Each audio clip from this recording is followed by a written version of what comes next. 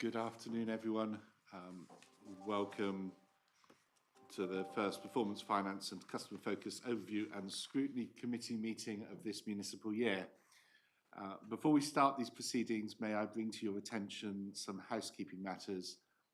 There is no expected fire alarm testing today. Therefore, if the fire alarm sounds, please follow the fire and emergency procedures that are applicable to the council house out of the front door and meet in the square outside. Please can I ask that you use your microphone when addressing the meeting and that it's switched off when you're not using it, and that your mobile devices are turned to silent. This meeting will be broadcast live to the internet and will be capable of subsequent repeated viewing. By entering the Warspite room and during the course of the meeting, councillors are consenting to being filmed and to the use of those recordings for webcasting. During the course of this meeting, I will be juggling some agenda items. All of the agenda items on the published agenda will be covered, but for ease of those attending and to allow for discussion as necessary, there will be some amendments to them as we go through. So I'll take you through those as they happen. Just to let members know as well that during the course of this year, we are reviewing the way scrutiny works and looking at how we improve that. And there will be a formal scrutiny review. At some point over the next couple of weeks, we will be setting up a WhatsApp group for the entire scrutiny panel. That will mean that we can send information in advance of meetings and papers being published, so that, for example, on the policy paper, people can identify if there are things that need to be raised in advance, so that we can get the right officers here. Alan presents the paper, but he isn't actually the expert on lots of those bits and pieces. And it will also enable us to identify items by exception that need to be raised and work between meetings. And papers that are released in advance, if questions are able to be got in that might need technical answers, that does mean that we can speed up the meetings that we will be having. So thank you for all of that. That's the formal bit. I think the committee needs to note the appointment of myself as chair and Councillor Finn as vice chair for the forthcoming municipal year as agreed at the council annual meeting. Helen, have we had any apologies? Thank you, Chair. We've had apologies from Councillor Hayden and Councillor Coker is substituting today. We've also had apologies from Councillor Ms Watkin and Councillor Churchill is substituting, and apologies from Councillor Toffen, and Councillor Salmon is no longer a member on this panel. Thank you very much. Do any members have any declarations of interest in respect of items on the agenda? Councillor Coker. Thank you, Chair. As I did in the last meeting, because I'm known for being a board member of the Devonport Lands and Leisure Trust, I am no longer a member, so a board member, so I want to make that clear. And secondly, I'm a volunteer board member on Devonport Live, which has interests in the facilities at Devonport, so it's they're personal. Thank you, Councillor Coker. And I would like to declare an interest as a board member of PEC Renewables, as PEC Renewables has a solar array on the Life Centre. The minutes for the meeting of the 2nd of March have been circulated. Are people happy to confirm that those are a correct record? Do I have a proposer for that? Thank you, Councillor Lowry. Is there a seconder? Thank you, Councillor Collins. Those in favour? Thank you. That's carried. I will sign those during the course of this meeting. There are no items of Chair's urgent business. The terms of reference on pages 13 to 14 are therefore noting. Members happy to note those? Thank you. Moving on to the policy brief on pages 15 to 18. We have Alan not with us. Alan, unless there's anything you particularly need to say, we'll move it straight to any members that might need to ask questions. No, I have nothing further to add. Thank you. Any members wish to ask any questions on the policy brief? Councillor Lowry. Chair, just some clarification as to how we actually track our engagement with these new policy decisions and the potential availability of additional sums of money to assist us with that. So is there some form of tracking that exists in the council for each of these policy areas, and as to whether or not we are going to apply for funding or not? And as to the implications, is there some further data that becomes available at some stage? Over to you, Alan. Well, thank you for the question. The policy brief, as you can see, does include funding streams that come in via government to a lot of different organisations across the city, not just to the council. So in answer to the question about tracking the funding that comes into other organisations, no. In terms of funding that could be bid for by the council, currently I don't believe that there is a central tracking mechanism.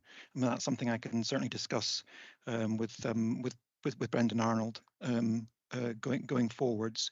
But at this stage, I don't believe that there is a central tracking mechanism. No. Anything on? I just believe we should have something. It shouldn't be entirely organic and down to, say, an officer in a department that sees a funding opportunity become available and for them to access it. That sounds good on the basic premise, but it's a bit random, as you say, Councillor. But equally, of course, I know from previous experience, applying for funding is sometimes preferable and sometimes it's not preferable because it's not in the interest of the council to do so at this current moment in time. And those decisions shouldn't purely rest with, dare I say, an officer in a department, be it in the arts department.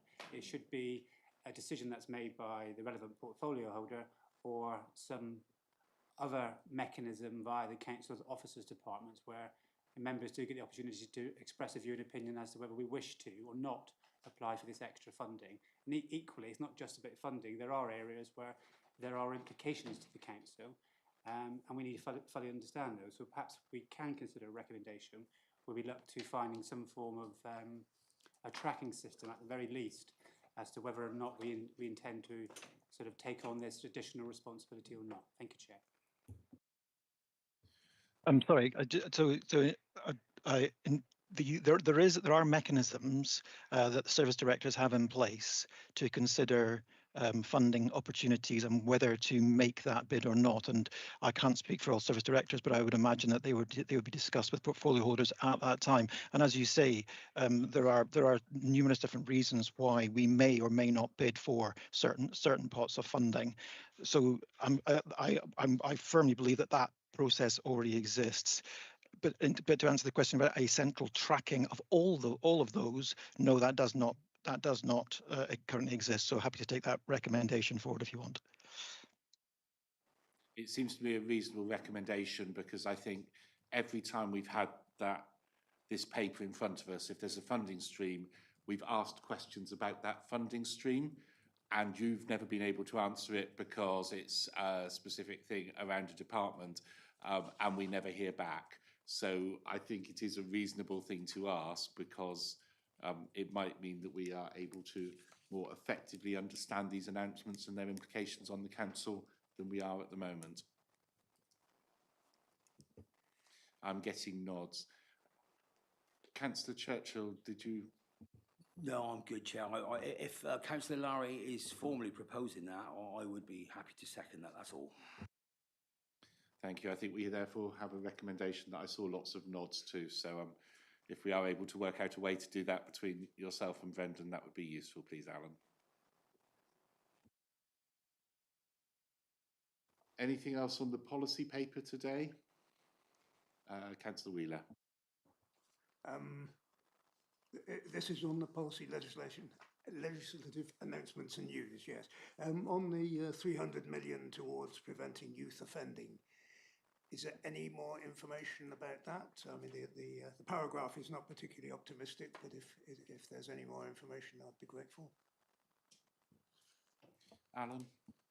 So I don't have any information on that at the moment, but I can certainly review that and have a look. And if there's any updates, I can get back to you.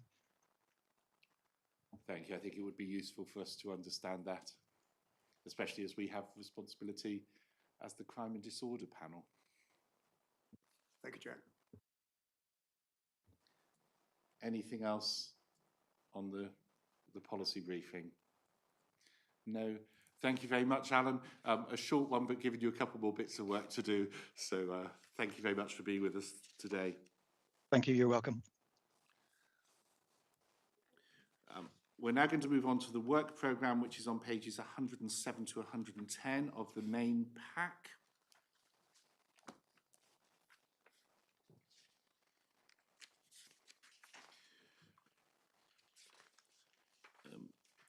I've sat down with officers and been through the list of things that were carried forward from last year and timetabled as many of those as possible. So we've already populated the next meeting and started to populate meetings after that. It does mean that our previous list that was quite long of things to be looked at is now down to just 3, which is good news. It means we can start populating it again and hopefully have time to look at the things we want to look at. In terms of select committee reviews, the management board this week are getting proposals on customer services, the community covenant, and support for Syrian, Afghan and Ukrainian refugees. The other 3 PIDs are in the process of being worked up and will go to the management board in July. We'll therefore be asking soon for volunteers to sit on those various select committees as they come forward. Please do put your names forward at that point, and obviously the offers will be across all backbenchers. Anyone but a member of the executive will be able to sit on those, but obviously as there are panels, you've got a bit of a heads up that those will be coming out shortly. Most of them are half-day or one-day ones. The customer service one will be split over early and later, the process during the course of the year, and happening from the autumn onwards. Are there any things on the work programme that people would like to see changed or would immediately like to add before we carry on? I'm not seeing anything. We will start, no doubt, adding to that as we go through meetings and having discussions. The tracking decisions, which are on pages 107 to 110, sorry, no, 111 and 112, can't read my own papers. Basically, with a bit of information still awaited, we are up to date on all our tracking decisions. Helen, if you're able just to do a quick chase on those last bits of information, that would be appreciated.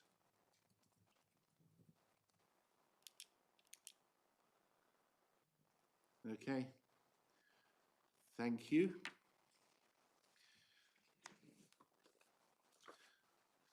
I'm now going to move to the corporate plan performance report, and that's item 11 on the agenda at pages 67 to 106.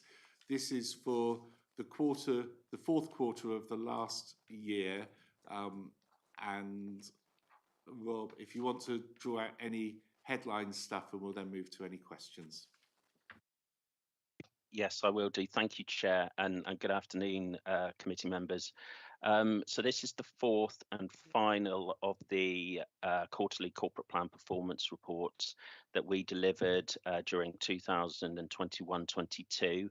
This report covers the period January to March 2022 and provides an opportunity to show improving and strong performance, but also challenges. What I will do for you is just pick out a few of the key achievements. The percentage of household waste sent for recycling, reuse or composting increased in Q4 to 36.1%. Our streets graded as at an acceptable standard has seen a consistent improvement in 2021-22, and we saw another improvement in the last quarter with 89% of our streets scored as at an acceptable standard. There have been further reductions in the percentage of repeat referrals into our children's social care service, which is good. Going down is good with regard that indicator. And last year we collected 98.7% of our business rates and 96.8% of council tax, which are achieving our annual targets. So that's good performance in that area. They are good achievements, but the council is always looking to improve, as I'm sure you can imagine. And there are some challenges in this report. I'll identify a couple of those. The rate of children on multiple child protection plans has increased slightly in Q4 to 27.5%, and that is missing its target. And sickness rates is a persistent problem at the moment, and that increased again in Q4. These figures, which are inclusive of COVID-19 sickness, and that was actually at its highest level since the start of pandemic in Q4, and was certainly one of the main reasons for short-term sickness during March 2022. So those are some of the headlines, Chair. I'll happily take any questions. Obviously, as always, if I'm unable to give a direct answer myself, I will respond outside of the meeting. Thanks, Rob. And for those new to this panel, we have an overarching view on performance. This report goes to each of the other panels as well, so they look at their specific areas. We are able to ask questions on those, but we also have areas that we are responsible for. So we try and light touch the other panel's areas and delve deeper into our own, but we are overall responsible for it all. And so feel free to ask any questions anyone might have. Councillor Wheeler. Yeah, I'm afraid I had a number, Chair, and in fact you've just answered the first one, so thank you for that. I won't ask it. On the some of them aren't just about the numbers. Some of them about the structure of why this KPI and why not that. But who sets the target for recycling? 39% seems. I know we're not achieving it, but 39% seems a bit on the low side. Not very ambitious. Who can I ask about that, please? Over to you, Rob. Yeah, thank you, Chair. Thank you, Councillor, for the question. There's a lot of things to take into account when setting a target. So first of all, we do it through discussion with the services. So the experts in that area, we sit down with them every year and review what their key indicators are going to be and what the target will be. That target will be set based on a number of things: previous performance, and benchmarking as well. So with a lot of indicators, not all, but with most indicators, there will be some benchmarking information available, which will determine how we compare with similar local authorities, and also national performance as well. So those two in particular will be taken into account when agreeing a target. There might also be, depending on what is in the service's business plan, there might be a particular desire from within a service to improve a particular area of the service they deliver, and that as well can be taken into account when setting a target. Those are the discussions we've had. So that 39% target will be based on discussions around those things. Did you have a supplemental on that question? I think I'd like to see some detail sometimes, because sometime, not now, not in the next few weeks, but I'd like to question that 39%. I think it should be higher, and if that's, I'd like to know why that's not achievable. If it's possible to look into it sometime, Chair. If we could add that to the tracking stuff, Helen, for more information on that, that would be great. But if I come to you for another question, Councillor Vincent indicated, so I'll go to him and then come back to you, Councillor Wheeler. Thank you, Chair. Yeah, sort of following on with the question Councillor Weir asked, is all our recyclables that come through, do they all get recycled? Because obviously here in different parts of the country, it's too costly to recycle certain items.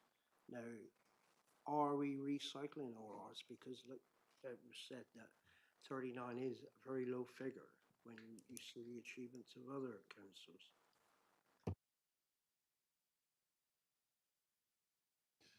Over to you, Rob.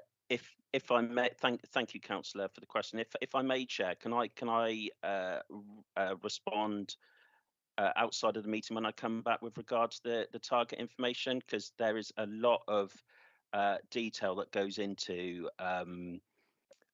what gets removed from outside people's houses and removed from the bins, and not all of that will be recyclable. So I'm by far an expert in that area, but the service, as you know, are. So I will certainly approach them for a more detailed response to that question, if that's okay. Okay, thank you. Before I come back to you, Councillor Wheeler, I've had a couple of people who've indicated for a first question. Can I get their two first questions and then come back to you? So Councillor Collins, then Councillor Churchill. Thank you very much, Chair. This might be just my inexperience, but in the similar section to where Councillor Wheeler was talking about, it said about a narrative update on carbon emissions emitted by the council. Would it be possible to get that all kind of direct as to where that will be? Because there's kind of not even an indication whether that's moving in the right direction or not on here.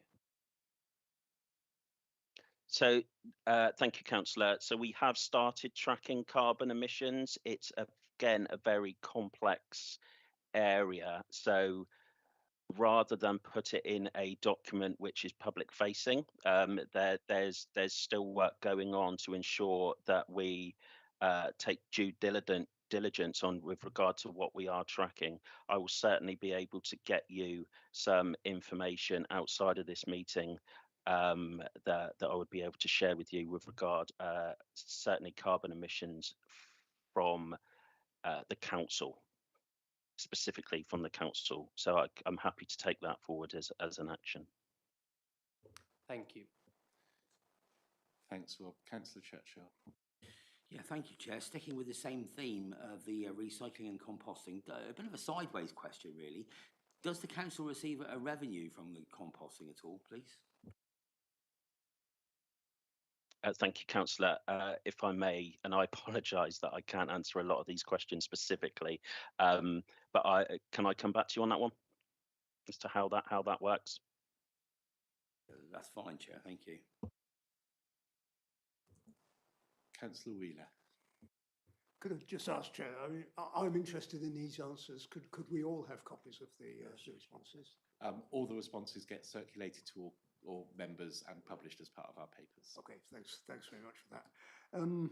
The final group of KPIs on the first batch, the unlocking the city's potential item, is create a varied, efficient, sustainable transport network. And the KPIs are 14, 15 and 16. Principal roads in good condition, public satisfaction with traffic flow and carriageway defects completed on time.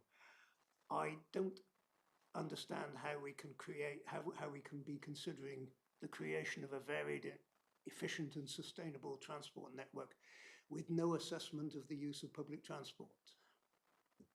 Now that might be outside, I don't know whether that's outside the scope of this committee, but I'd like to ask that question, please. Certainly, Rob, if you want to answer that one, or do your best, and then I'll just want to make a quick comment. Okay, thank you, Councillor. So there is an indicator around bus patronage. So we do have that information that I can get to you. Whether a bit like when we're setting targets, we sit down with the service as to what is the most appropriate target that appears in this corporate plan report. There are a lot of other performance reports, and that bus patronage indicator will sit within that. It may well be when we go through discussions around what sits in the corporate plan report for the forthcoming year, that may well be considered for inclusion going forward. Well, I remain puzzled, Chair, that we can have an item about varied, efficient, sustainable transport networks with no reference to public transport use. So I would hope that something, I'm not saying what, but some measure could be included so that we. Sorry, slightly distracted there. So that we know how we're doing, or we have some idea how we're doing in the use of, increase or decrease use of public transport. Thanks.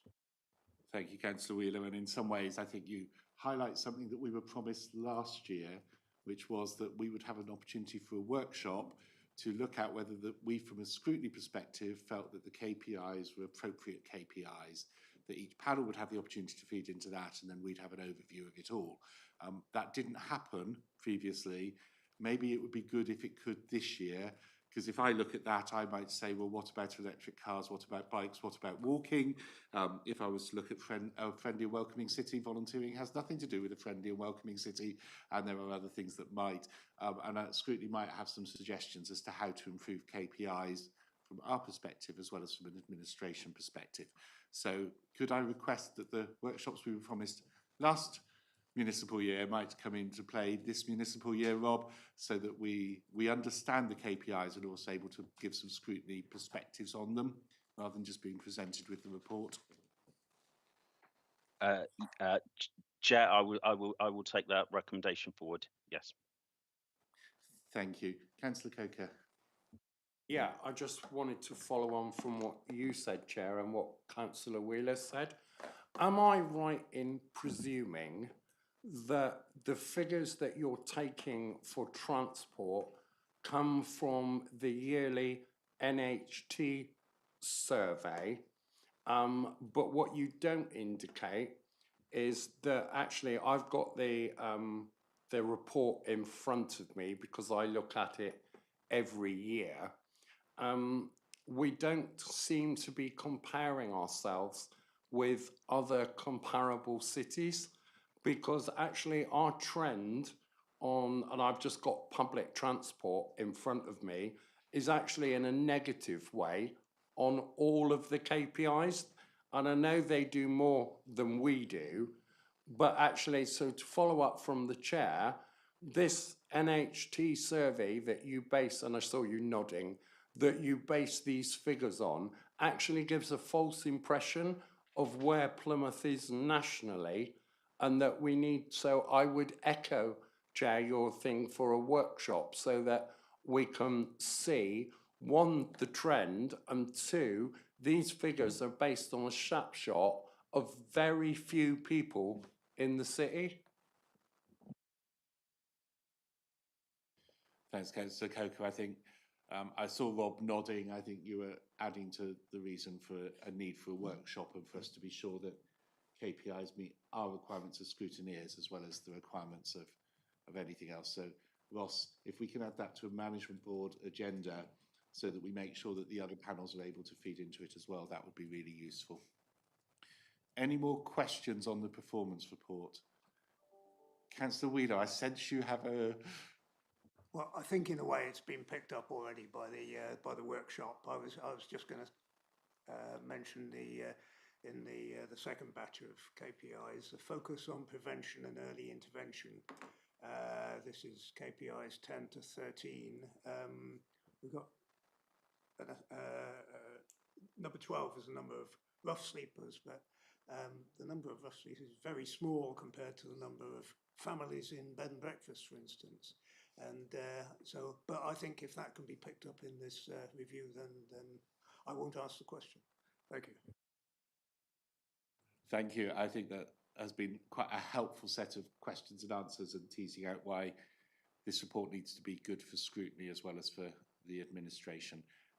So thank you for that. No more hands up, so thank you as well for your time, Rob. We look forward to working with you on how we might refine this. Thanks a lot. Thank you, Chair. Goodbye. So moving on to agenda item 10, the Capital and Revenue Outturn Report 2021-22, which is pages 19 to 28.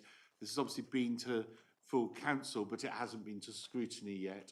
And I know that Councillor Lowry did circulate us all with some questions he's had that he has let Brendan know. But welcome to the meeting, Brendan. Councillor Lowry, do you want to kick off? No, Chair, I think I've sent some questions in. I'm sure if Brendan can answer those, that we can perhaps move on in a timely manner then. Thank you. Brendan, you've got the list. Yes, I have. And can I say it was very helpful to receive the list in advance. So hopefully we can think about doing that again, Chair. So the first question that was raised was, what were the budgets for departments set at the beginning of the year against the outturn and not the latest forecast? And I think what Councillor Lowry was wanting to get at, and he'll tell me in a minute, was whether the figures in table 2 under net budget are the original budget figures that you would see in the preceding February's budget report. And the answer is yes, they are, except that it is practice to input to those what I call machinery of government changes. In other words, if a particular team moves between the directorates, then the budget and the accompanying actual is also moved in the outturn table. So it doesn't make any difference to the budget that we're monitoring against, and neither does it distort the view presented of the actuals against the budget itself. But the table does take account of one or two machinery of government changes. Now in 21-22, those changes were principally around the business support review programme, where teams were assembled in 2 new teams at the corporate centre in the corporate services directorate. So there will be some changes for that, but that is, aside from that, there is very little change. So I'm happy to take any further questions on that point, Chair. No further questions on that point, Brendan. Okay, thank you. The next question reads, the report makes reference to reduced demand for some services. What are these? What savings to date? And I think the point that's perhaps being reached for in the report is that because of the pandemic, both in 21-22 and the previous year, some expenditures have been deferred. And so typical examples that spring to mind on the capital side anyway are the dislocation of supply chains and so forth, which is discussed in the report.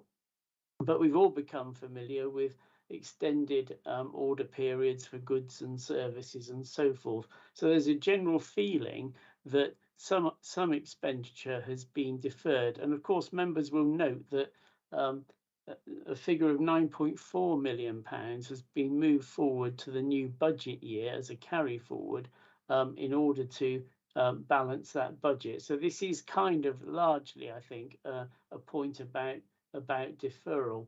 And I seem to recall when I first joined the city, there was at that time 1 or 2 instances of events being cancelled because the conditions of the pandemic were not such that they could be run as had been planned. So it's that kind of stuff. It's a bit of a basket of small issues in various directorates.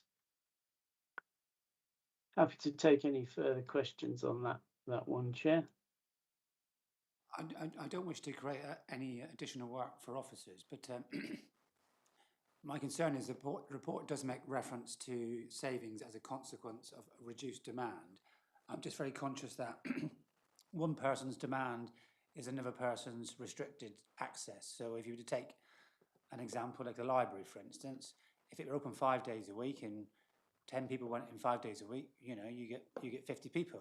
If it's only open for 2 days a week, you might only get 20 people going in. So that's not actually reduced demand, it's a restricted demand, as an example. So I would just like some assurance really that this reduced demand isn't restricted demand. Chair, I don't believe it is, but if Councillor Lowry wants to pursue the point, I'm very happy to do a bit more research on that and either speak with him offline or issue a note after the meeting. If you're able to issue a note after the meeting, that would be really helpful, because then all the other members can see what's been said as well. Thank you. No problem. Thank you, Chair. You want to carry on? Thank you. The next one was question 3. Children's savings did not make, sorry, children's services, I think is meant, did not make planned savings of 4 million, but will do so this year. Can we please have an explanation as to why not and what actions are being taken to recover these? And I've collected a number of insights from the relevant team, which again I'm very happy to write into a more condensed statement for the benefit of committee members, if that would be helpful. But there were significant successes in attaining the savings in that year in that directorate. So the school transport delivery plan was delivered, but the impact of it was offset by the additional costs of drivers, because there were issues with the supply of drivers during the year, and so that gobbled up the saving. In addition, the fostering delivery plan did not go entirely to plan because of additional retirements and a shortage of foster carers, which of course drove up costs elsewhere in the resources devoted to the care of children. So it is quite a mixed position, and I'm satisfied that significant inroads were made to the savings targets. I'm also advised that in the year moving forward, looking forward into 22-23, the fostering position has improved quite significantly. So there is an expectation that the delivery plan for that particular saving will be delivered in 22-23 in full. And there is also a level of optimism around the school transport delivery plan. So if it would be helpful, I'll write that into, again, a more condensed note for members so that you can see the overall performance against that savings target in that directorate, Chair. I think that would be helpful. I think Councillor Lowry's got a supplementary. It's just Brendan and I discussed some of this yesterday in relation to children's services, and we're going to do a collective deep dive along with the portfolio holder for finance and children's services to look at the detail of some of the issues that have been ongoing for a while in children's services. And perhaps once we've done that, the information will be reported back to the scrutiny panel anyway, so people will have a full understanding of some of the concerns that we have. Thank you. Thank you. And I think maybe, Helen, when we get that, we should copy it as well to members of the Children and Young People Scrutiny Panel. Okay, moving on through the questions. Thank you, Chair. So the next one was the capital programme expenditure was approximately 50% of that planned. What projects have been affected, and how does this affect our planned borrowing and investment approach? Well, of course, if the council is spending less money, then that means that in terms of its daily market operations, in terms of placing its cash on which it earns a rate of interest, that allows cash to be placed in greater sums in the most propitious places that we can, always bearing in mind that we have to balance the risk in terms of the council's investments, because this is public money. We have some investments that are invested in higher yield places and others that are invested in lower yield places. And the reason for that is to balance out the risk, because the higher the rate of interest you acquire on investment, implicitly the higher risk that is being accepted. So I'm confident that we are using those resources appropriately to generate income for the council. At the moment, generally in the money markets, we are getting somewhat less than 1% on our investments, which is a competitive rate in the local authority sector. So that's that bit. There are a number of projects which have seen an element of rephasing, and that includes the the crematorium, which is on your agenda later on, Chair, the Forder Valley Link Road, the railway station, and in addition to that, Burrington Way, and also a particular scheme which makes use of the Future High Streets Fund. So all of those have seen significant slippage, but actually it has been, I think, a general issue across the council's programmes. And talking to colleagues elsewhere, we are not alone in this. So I think, you know, across the country, Plymouth is facing a very similar experience to the experience that others are facing in dealing with this. And of course, project managers will be seeking to recover that ground and move those projects on as expeditiously as they can in the new financial year. So let me just make sure I picked up every point in there. Yeah, so hopefully that picks up the point that Councillor Lowry was wishing to explore. Thank you. Just obviously that information will be included in the minutes of the meeting, so we know which projects are affected. Thank you. Thank you. And then the last question on the list, Brendan. Yes, thank you, Chair. And so the question was, what is the effect of rising energy costs and fuel costs with the outturn? Also, our contracts for hedging electricity. So the position is that in 21-22, mercifully, the upturn in energy prices only just began really in the last quarter, so it didn't have a major impact. Of course, members will be aware that we're preparing the period 2 forecast now, and that will be available shortly. And it is certainly the case that the council will be looking at significant additional costs on energy moving forward. And in that, of course, we will be in the same boat as every other council in the country, and indeed the whole of the public and commercial sector. So we are reflecting presently on how to deal with that, and I would expect a number of initiatives to be introduced to seek to depress the use of energy and therefore to save money as the council moves through this difficult period of inflation in this particular stream of activity. And yes, up to the autumn, my understanding is that the arrangements we've had for the procurement of energy have introduced a level of hedging, but as we move forward, that protection runs out, and so we will be more exposed to the full impact of future increases in energy that have been discussed widely in the media. So I hope that's helpful, Chair, and I think that's the last of the questions that was raised. Thank you. Thank you, and it's useful to have all of those answers. I've not seen any other hands go up, so Brendan, that was it. I think what we're going to try and do in future is get policy, performance and finance papers circulated in advance of publication of papers so that members have a couple of weeks to review them and ask any questions. Our thought then is that those questions can be raised and potentially issued with answers as a supplement paper in advance of the meeting, so then members can come back on supplementary and deep diving on their answers if they want to, so that we make better use of our time and give members more chance to interrogate detail and find out what they want. So that's part of the way we're hoping to change things, to make better use of our time, but also to open up more areas to scrutiny. Just reflecting as we went through the year last year, performance and finance began to take a very large chunk of our agenda time, which meant that we had backlogs of work that we couldn't address because we ran out of time, and we want to do both. So watch out for those in advance of meetings in future, and don't be afraid to put your questions in, and we will make sure that we get answers to those. And I think that was your understanding as well, wasn't it, Brendan?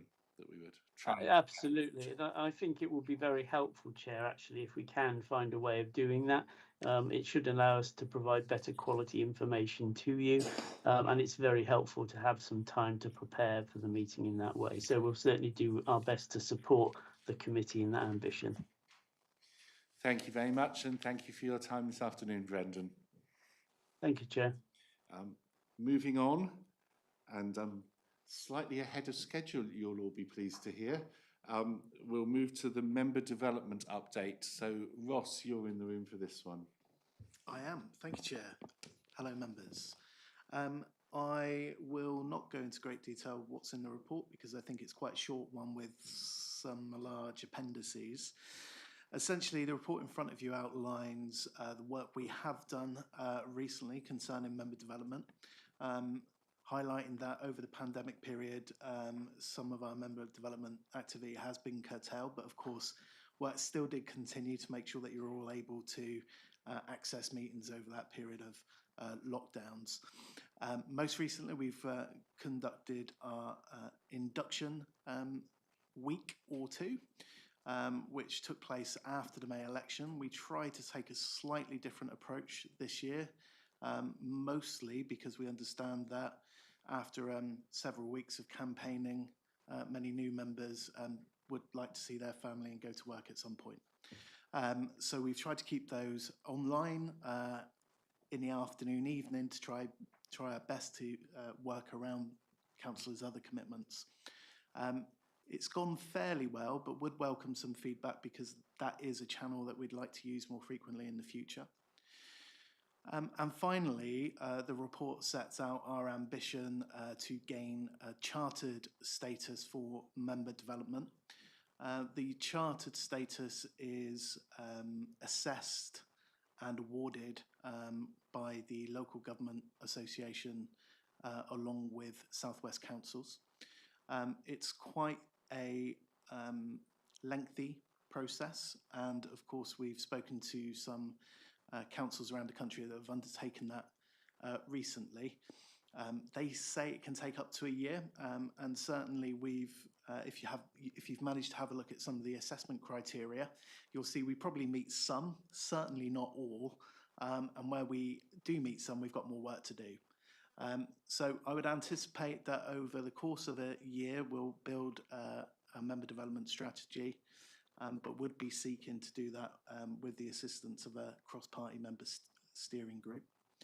That's all outlined in the report for you. Chair, happy to take questions and certainly feedback on recent training or member development activity, the induction, if any of you are able to make some of those sessions, and our plans for future development. Thank you, Chair.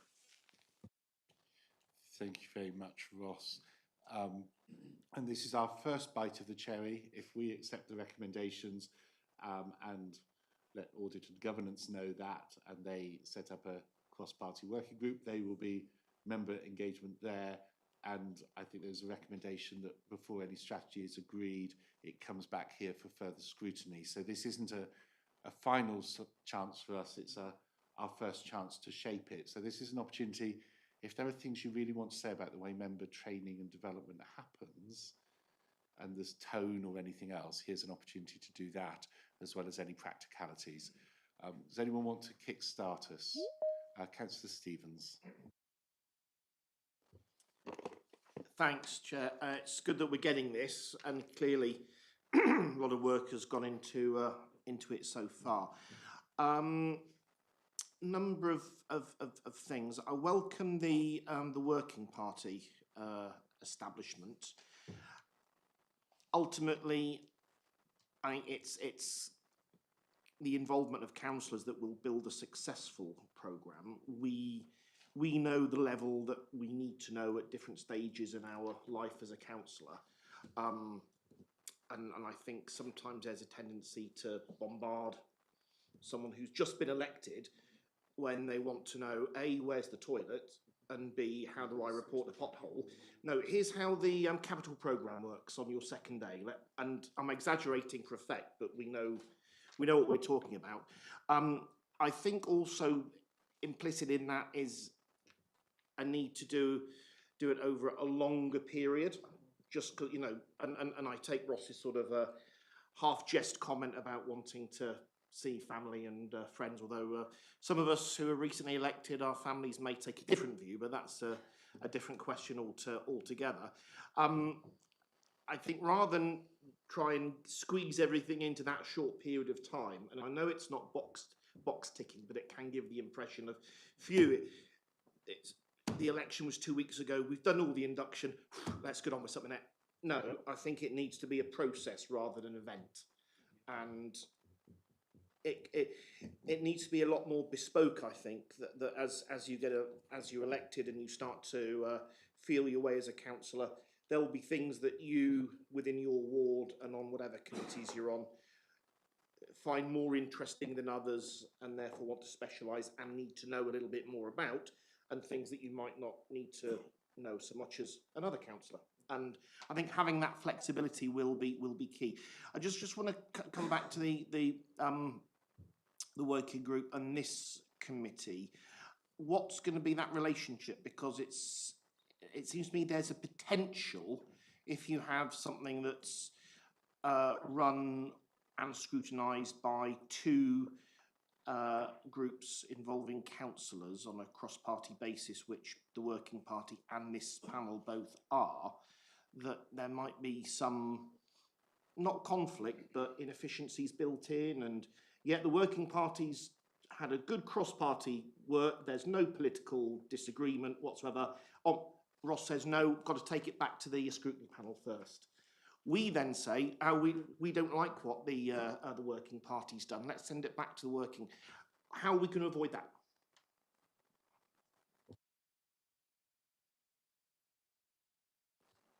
Thank you, Chair, through you. I'm not sure it's something we can really avoid, to be honest, Councillor Stevens. I think what I would hope is that given we would establish a steering group, that within your political groups, nothing would happen at either the steering group or at scrutiny that your groups aren't particularly happy with. So I would expect councillors, to be honest, to be having those discussions with other councillors to make sure that we get to the point where it's not being rejected out of hand by scrutiny. And certainly, I think it's important when it comes to councillors' training and development that there is private space for councillors to have those discussions about what is needed across the membership and what might not be, and how it's to be delivered. So it is important, I think, that we have the steering group to enable that, and it is a part of the requirements of the Charter.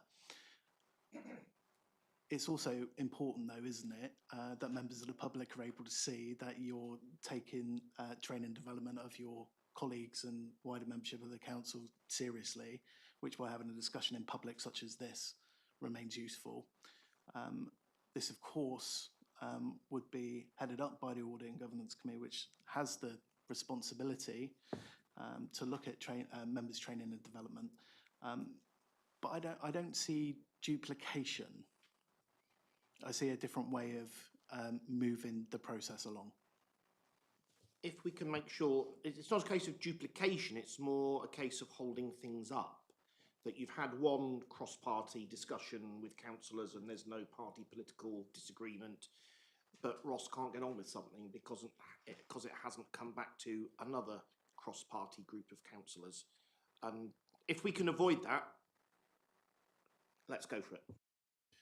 I think at the moment the recommendation, it comes back to us as pre-approval. So once the working group has done everything, steering group's done everything, it gives us a chance to do a sense check before it goes to final. And hopefully that sense check would be relatively easy, but if it's gone wrong, then it does give that second bit before it goes to anything else.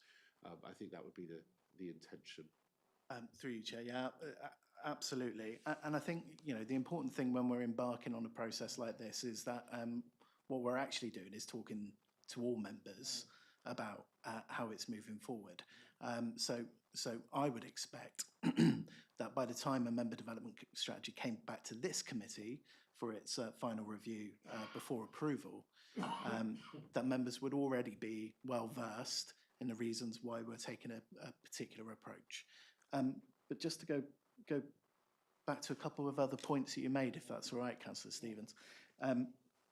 Absolutely 100% agree about dumping quite a lot of information on people at induction. We have attempted not to do that this year, which is why we focus very much on the first day about getting those statutory processes signed off, so signing your declarations and so on. Of course, we also have a requirement to make sure that councillors are prepared for some of the statutory duties that they need to undertake. So training for things like planning, training for licensing, critical. But of course, we will be taking a longer process over the next few months. It's something that I was quite keen to do when I returned to the council. We had the NHS in very recently, talking about the new system in Devon, which will be implemented on Friday. So hopefully we'll have more of that kind of thing where members are able to drop in, drop out as they see fit, receive briefings on issues that matter to them. And more importantly, if you're not able to make a session, making sure that we're able to have a library where you can access that at a later point if you're, if you happen to be working or have childcare issues or whatever it might be. And certainly it was not said in jest. I know that canvassing and campaigning before an election can take quite a toll, can't it? So it is very important to us that you understand that we are cognizant of the other pressures on your lives. Thank you, Chair. One of the bits I just wanted to ask, really, we've obviously got the statutory and role-specific training. I think that equalities and diversity should be on there. All parties at times can fall foul of getting that right. And as councillors, we really need to understand the council has its equalities duties, and we should be able to uphold and understand those across everything. It's easy to see how on chief officer panels, planning, licensing, taxi licensing, and even audit and governance, there can be some sanction for not taking training because people can not take their seats. So you haven't done the planning training, you don't sit on planning committee. It's a bit harder to see that on corporate parenting, not only child safeguarding, but adult safeguarding and code of conduct. And for corporate parenting, we have all a responsibility for over 400 children. How we parent those shouldn't just be delegated to a group.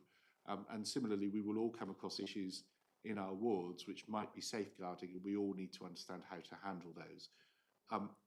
Is there anything we can do to make those mandatory training for councillors? At the moment, they're optional, and that means that people opt out of things they're not interested in and or don't think are relevant, even though they are.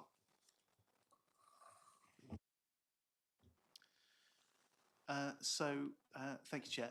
As members will be very aware, there's very limited sanctions that officers have to ensure that any councillor does anything in particular. But however, I think over the course of the development of a member development strategy, if councillors felt that actually there were areas that should be compulsory, that should form part of that ongoing strategy, I would suggest that approval then is taken at council, so all members are able to take part in that debate and vote upon it, and then that will be our established position. I think there is some questions around whether that's publicised, how we monitor it, how any sanctions may be implemented, whether that's done through groups and group whips, or whether it's something that officers would need to undertake. I think all of that would need to be worked out with the steering group, which is why it's important that we have councillors steering this work. Thank you, Chair. Happy to take that as a recommendation, though. Thank you. Councillor Lowry? We're in a very privileged position in what this council does in respect to this city is quite fabulous. But sadly, most of us don't get to play in those areas every day of the week. And every day is a new learning day if you are a member of the executive. And having been in that privileged position, I know there's just 101 different things going on every day, which is utterly fantastic. We do some great stuff, but we don't necessarily get to show others how they can contribute as well. many years ago, when a piece of casework, for instance, we would email or even phone up an officer. Now we don't do that, of course. We put it through casework. So therefore, the relationship with officers and members is grown further apart than what it should be, in my view.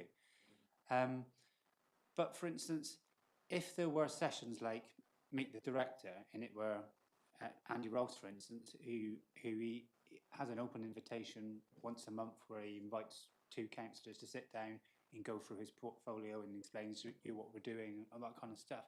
I think we need to create a more organic system where officers and members do have a much better understanding of what each other is about, as opposed to, right, we're going to have a training session for new members, and we might leave it a couple of weeks because they're all busy after the election, but those new members will be trained up. And each and every one of us in here, and I look around, and some of us have been here for quite a long while, but nevertheless, you know, understanding in a more sort of proactive, fun, you know, chat way, as opposed to sitting down, let's have a presentation on, you know, customer services, for instance.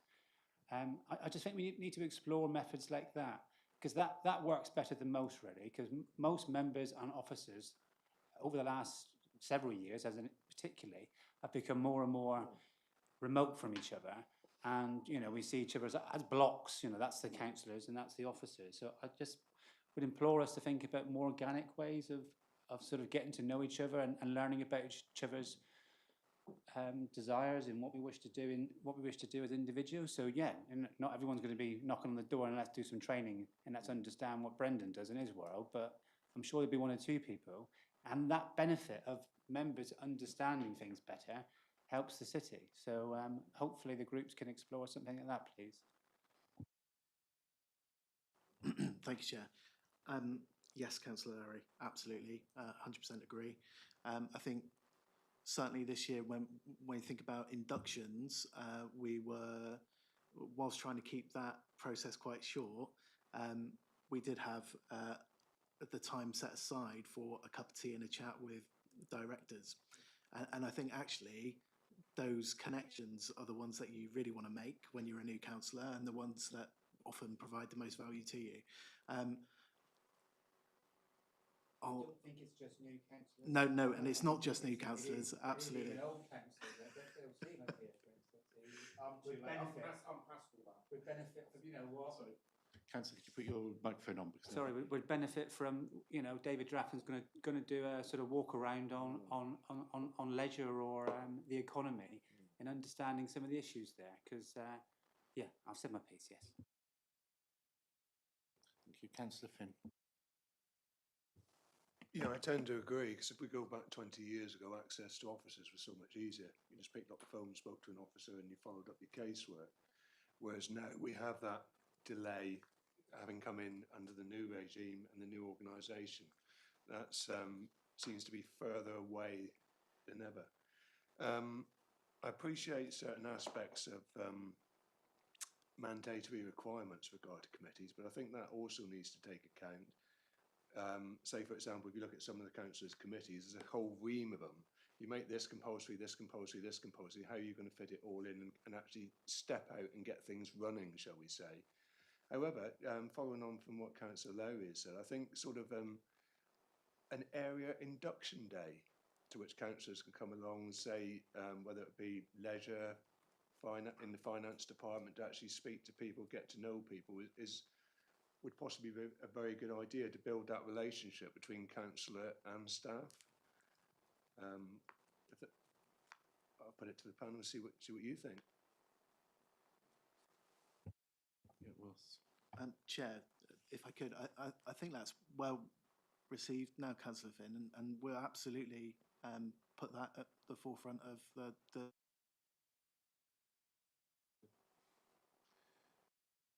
I think there's a little bit about language.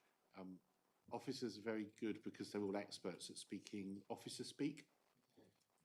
Councillors don't necessarily speak officer speak, or they might if they've been working in an area for a while, but most of us don't understand all of the technicalities, all of the acts, all of the acronyms, all of the different partner bodies. So as well as Thinking about training, if officers are delivering training, there needs to be some thought about language. And while members are being trained, it might be also worth thinking about training officers in understanding the political process, because this is a two-way relationship. So just a couple of bits to chuck in. And the third bit is an induction program in a lot of organisations doesn't finish in a day or two. Quite often you've got a checklist that could take 3, 4, 5, 6 months to complete as things happen. So I don't know whether it's worth thinking about induction, not just in terms of those first week or two, but what other things might happen. So between the annual meeting and the first meeting of the council, a mock council meeting so that people understand the way council's structured, what motions are, what it's like to sit in the chamber and talk on a microphone and see the way voting works. That would also help the new Lord Mayor and Deputy Lord Mayor acclimatise themselves to sitting in different seats in the chamber, and make sure that everyone understood how it was all going to work. So there are things like that that could happen during a course of a few months that would help. So I think a review of induction from just the first week or two to the first 6 months might help. Councillor Stevens, does this on the same topic? Part of it, yes. I think I haven't disagreed with anything anyone said. That there is a danger, though, that those sort of meet and greet, the directors or even the chief executive, can turn a bit gimmicky, if you like, in terms of, right, well, the chief executive has met the 7 new councillors, you know, that's it. And fine, yes, she spent half an hour talking to Councillor Buggins, who's just been elected in that ward. Phew, it's over. We can get back to this distance and all the rest of it. I don't think it shouldn't happen. I worry that we put it up as a sort of panacea. And you know, I'm trying to think back to when I was a new councillor in the black and white days. I don't know how valuable meeting a director is that soon. I mean, I'm not saying it shouldn't happen, but there are so many more day-to-day stuff. Like you were saying, you know, you are going to have to go to committee meetings. You are going to have to go to full council meetings, no matter how junior and newly elected you are. You're going to have to do that before you meet a director, or you have to meet the chief executive. So if we can do the have to things before the it would be nice to things, that's how I would do it. And I would echo your comments, Chair, about the political awareness for officers. The sort of officers that we engage with day to day, such as the ones in this room, are used to dealing with councillors. They know us as individuals, they know what the personalities, but they also know the tensions that we have, the limits that they can go in terms of exploring politics. There is a feeling that being political means saying I support one party over another. It doesn't. There's a whole range of things that are political, quite apart from a preference of candidates. And you don't have to go very far beyond the level of office, and I don't mean at a hierarchy, I mean in terms of the officers who are front-facing to officers. You don't have to go very far beyond that before you find a level of officer that struggles to understand who we are. I mean, the number of times I've spoken to people who clearly don't have councillor engagement as part of their regular job, who think I'm some sort of director, that I'm their boss in some way, part of the management chain, and then don't understand when Labour was in opposition, I said, well, I forget what the issue was, but I think blah, blah, blah. Well, Councillor Pengelly supports it. She's a councillor, so why don't... Well, there is a reason why me and a Conservative might have different views on the subject. And, you know, it took Ross a heartbeat to understand the point I was making. There are a lot of officers who don't. And I think having that political awareness amongst all officers, I think would benefit, coming back to the point of the discussion, would benefit us in terms of us doing our job enormously.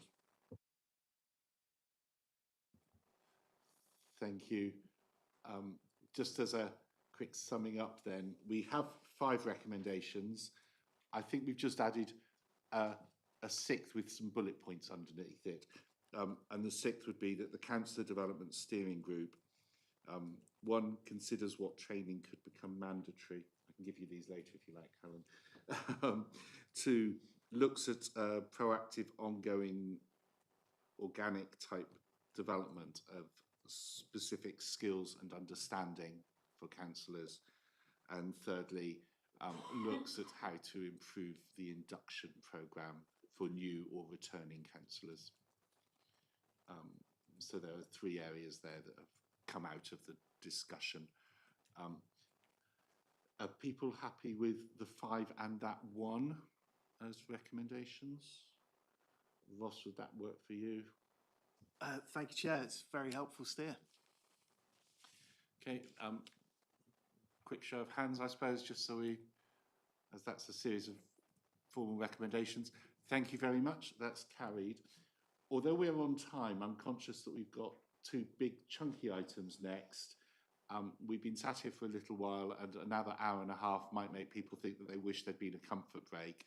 So a quick 5 minutes, 10 at an absolute push. I will start at 20 past by that clock. So,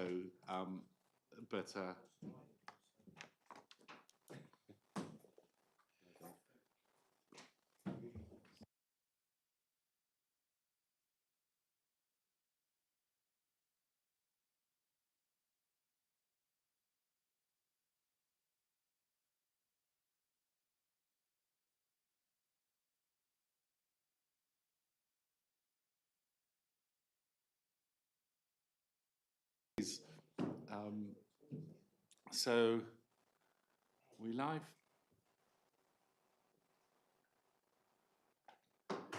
Okay, welcome back. There are some people still to arrive in the room, but we're going to get going as we said we would.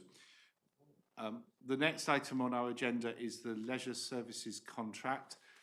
We looked at this in March as a review of the process of getting there.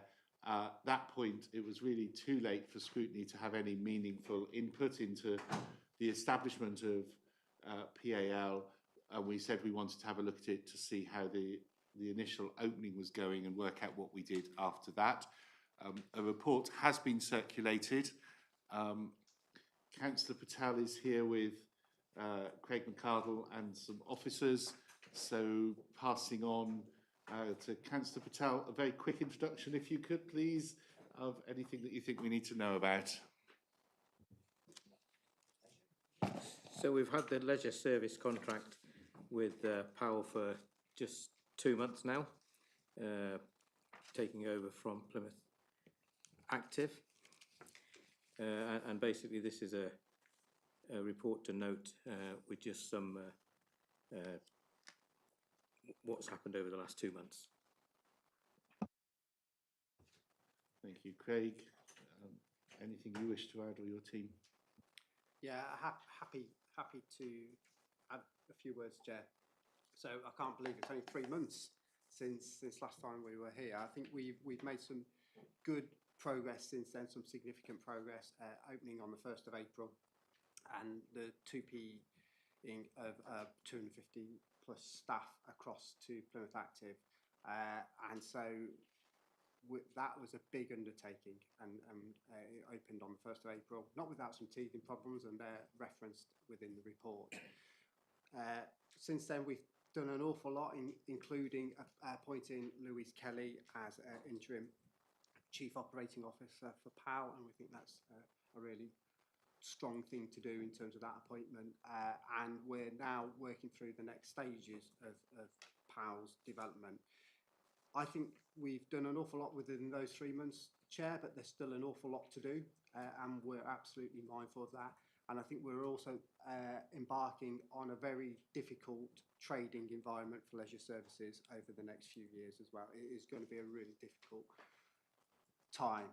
It probably wasn't, in retrospect, the best time to set this up, but at the same time, it also gives us greater opportunity and flexibility to do some things differently as well. So in summary, Chair, I think we've made some good progress, still lots to do, and I think it is going to be a challenging next 18 months, 2 years, 3 years. Thank you, and congratulations, Louise. Is there anything you wanted to quickly say before we move to questions? No. Who would like to kick us off? Councillor Coker. Thank you, Chair. My first question, I've got quite a few actually. My first, I read through the report. I was really disappointed that I thought we would had more progress on how we're going to effectively communicate with local people and how we're going to get the engagement for these facilities, because it is really important that we get, I know some of the figures are quite encouraging with usage, but on the standalone areas and facilities, I'm really concerned that we still have got no detail in what we plan to do. So if you could kind of answer some of those points, that would be really good to start with. Yeah, thank you for that question. As you said, I think PAL is definitely committed to ensuring that and the development of all the facilities and making sure that they are, the reach and the usage is taken up much more by the local communities, as you probably saw in some earlier documentation. We've recently appointed a marketing manager who hopefully, like you say, part of his work programme will be to start those processes. Sorry?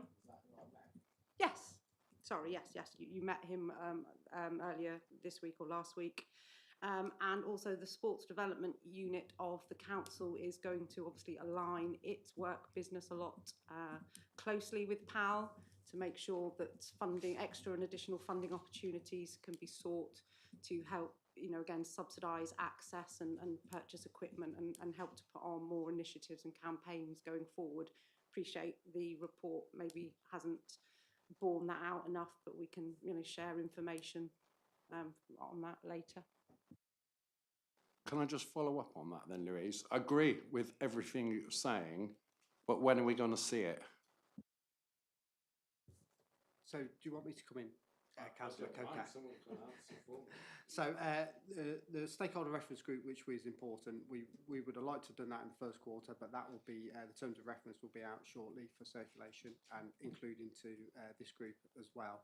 And that will be an important component part about how we develop the facilities from a community usage further. We also held one session around the Brickfields site as well, and we've got further sections being planned as well, which we think is a really good opportunity to develop that further as well. So there are things in train. You're right, you would always like to do things quicker, but there's quite a lot to do during that period. But we have got some plans. I think the stakeholder reference group in particular will be really important, and to make sure that there's adequate member representation. Yeah, I agree, Craig, but who will be the community reps on the governance body? How are they going to be recruited, for a lack of a better word, and what kind of stakeholders are we looking for? Because there's nothing in it. So the terms of reference, draft terms of reference will be circulated probably within the next fortnight, Councillor Coker, and that will set out the numbers. The process will be via social media and other community groups that we've got out there for recruitment of those community reps. Thank you. Well, I've got some others and I'll come back to you as I have gaps. Councillor Collins, then Councillor Finn. Thank you, Chair. Just in reference to section 6 with finance, talking about how the cost per kilowatt hour has more than doubled. The solar panels that are on top of some of the facilities, such as the Life Centre, where does the electricity from those go to?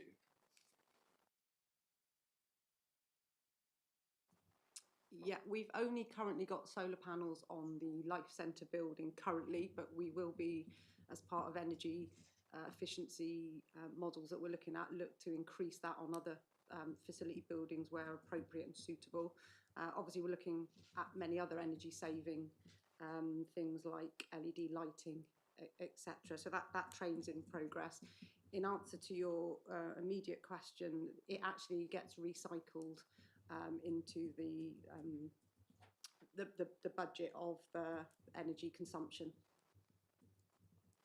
So does it, sorry, just to clarify, so does it go into the grid and then the grid and then your electricity company reimburses you, or is it used by the building, or what's? Yeah, I need to double check for you, but on my understanding is there isn't anything that goes back to the grid because unfortunately we don't generate enough because the Life Centre is such a consumable building for energy that we don't achieve enough, but I will follow that up and confirm that for you.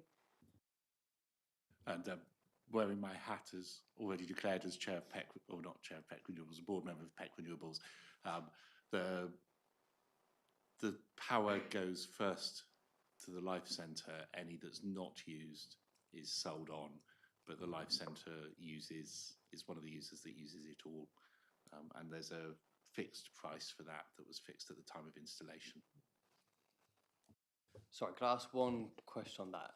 Feel free to kind of steer it away or ignore it as chair with your discretion. I'm just wondering, with the kind of cost hikes that you're looking at and the potential £400,000 expenditure, whether it be worth trying to look at some battery storage. I mean, I appreciate that maybe not from the solar panels specifically because you don't have enough left over to be able to do it. But if there's any off-peak rates that you can try and charge it up with, so that during the day, during peak hours when you're paying the most, you'll be able to offset that slightly, that might be able to help. But it's just a suggestion, that's all. Councillor Patel. So in answer to that, so the last briefing I had with Liz Slater, I did bring up the question about additional solar panels and battery backup. She has asked the question, and we need to do a little survey around the roof loading and what have you to see if we can put any more on. It doesn't look likely, but they're going to do that anyway. Thank you. Councillor Finn. Yeah, it's just to say under the health and safety audit, does that actually, I think this question's in two parts. One encompass just the staff only or the patrons and those within the grounds of the health. The reason I say this is it was brought to my attention a couple of weeks ago, a couple of very young lads, 10 and 11-year-old, sought refuge in the Life Centre due to a group of lads outside. They were refused entry. They then had to fend for themselves and got beaten up. They were subsequently admitted back into the Life Centre to find that from there the police, I believe, were called, but also it led to bricks or heavy stones being thrown at the glass of the Life Centre. Now, one of the parents involved actually said, well, prior to the arms length company being set up by the council when it was a private company, they had security there. And it appears now we have no security. So is there any fit with regard to the health and safety audit to how security implications should be taken into consideration? Thanks for your question. As you say, I think a two-parter there. So the first answer is around the actual health and safety audit. It's more of an industry standard. So it's more against the buildings, the policies, procedures, the systems in place. So very procedural and system based. With regards to the incident you're referring to, like you say, I have been made aware of that as the police were called, and from time to time we do obviously get problems with young people in the area. We do have security guards still, but we don't have them all the time, but mainly at peak times, i.e. Fridays and Saturdays, and when the circus is out at Central Park as well. Seems to be times where we need to just have some extra security because they do like to run in, set the fire alarms off, throw things, and as you say, we have reported the incident as well to the community police to make sure that they can, because as you say, it appears that quite a lot of young children and the youths in the area are running into the building to, as you say, seek sanctuary from activities that are happening outside. So we've obviously made the other agencies aware of that.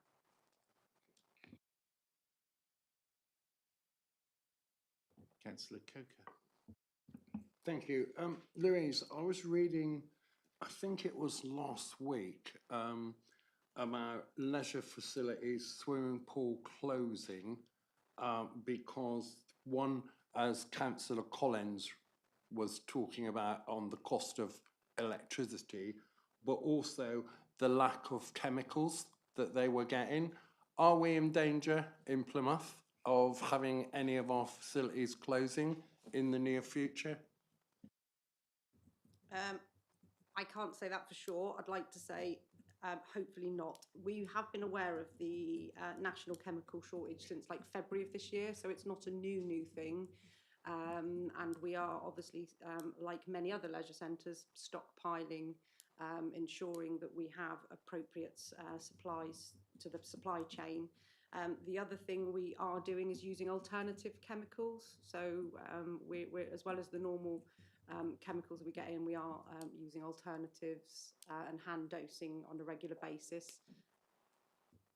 Thank you. So for this season, our swimming pools are safe? Most definitely the outdoor pools, because I can assure you we've got stock to last the whole of the season.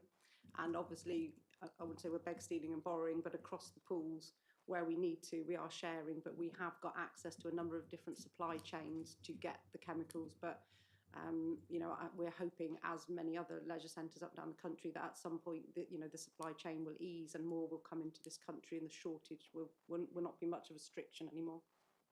So the answer was they are safe this season.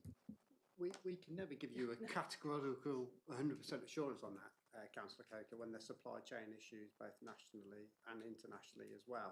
Now, I think we've got some robust plans to mitigate that as well, but you would not want me to say that when when there's such uncertainty across the marketplace, but we think we've got some good plans in place. Okay, Louise started by saying that we've been aware of this for months and months. So my answer to that was, if we've been aware of it, we should have been actually taking measures to make sure that we're not in a guesswork, because some of these are our biggest income generators, and what I don't want is for any of them to close. And I think we're in the process of noting those risks, Councillor Coker, and putting in measures to mitigate it. You can never eliminate completely supply side risks. This is an international issue, not just a Plymouth issue, and so you put in those measures as best you can to mitigate those, but that's the situation. I'll just add to that. Obviously, we can only store on site, safely a certain capacity. So we are obviously ordering stock as often as we can, but sometimes the suppliers won't deliver a full stock, as again they're doing nationally. So we are, aware of these, reviewing constantly, and like I say, putting in place measures to ensure we don't end up in that situation. Councillor Churchill. Thank you, Chair. And as I'm substituting today, there might be a certain bit of naivety here on my part. It really is a fabulous paper. Thank you for the paper. I'm reading it now. Mount Wise Pool, a pop-up gym in Plimpton, Plymouth Life Centre, Breckfield Sports Centre, Plimpton Pool and Gym again, and yet nothing in my own ward of Plymouth where we've got a newly built swimming pool and gymnasium. Why is that, please?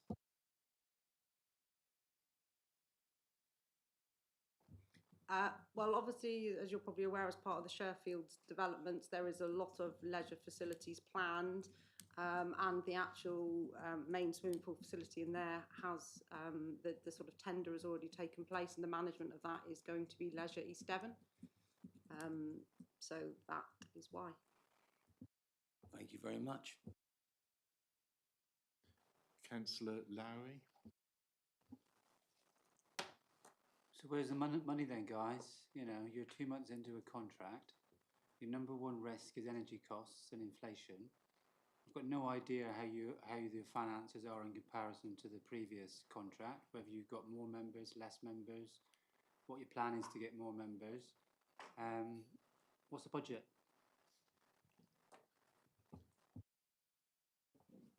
So the budget overall for leisure management, Mark, there's two aspects for that, as you well know. One is the overall totality, which is 5 million of the service level. And then secondly, it's the contribution of Plymouth City Council as well, which is through the contract payments side of things. As I said, at month 2, we're still forecasting a break-even position, but there are risks there, undoubtedly, Councillor Lowry, certainly around energy as well. In terms of members, we've now recruited, since May, a marketing manager, which will really be pursuing those as well. There are some difficulties in terms of those memberships as well, and exactly what SLM held and what they didn't, because clearly memberships are commercially sensitive pieces of information. But as I said to you, it is going to be a challenging financial year, if I'm being honest with you, Councillor Lowry. In that case, Chair, can we have an update for the next meeting, which gives us a full profit and loss per each facility with the appropriate action plan for recovery or not, as the case may be, in relation to each of these items? Thank you. That seems a reasonable request. If it's able to be provided in advance, then we can do as we are with other papers. If there are questions by exception, if it needs to be a part 2 paper, it can also then be handled in that way. I think it would have to be part 2, Chair. So if we're able to get that information as a part 2 paper, people can send questions in advance so that we can get a response as a part 2 paper for the meeting.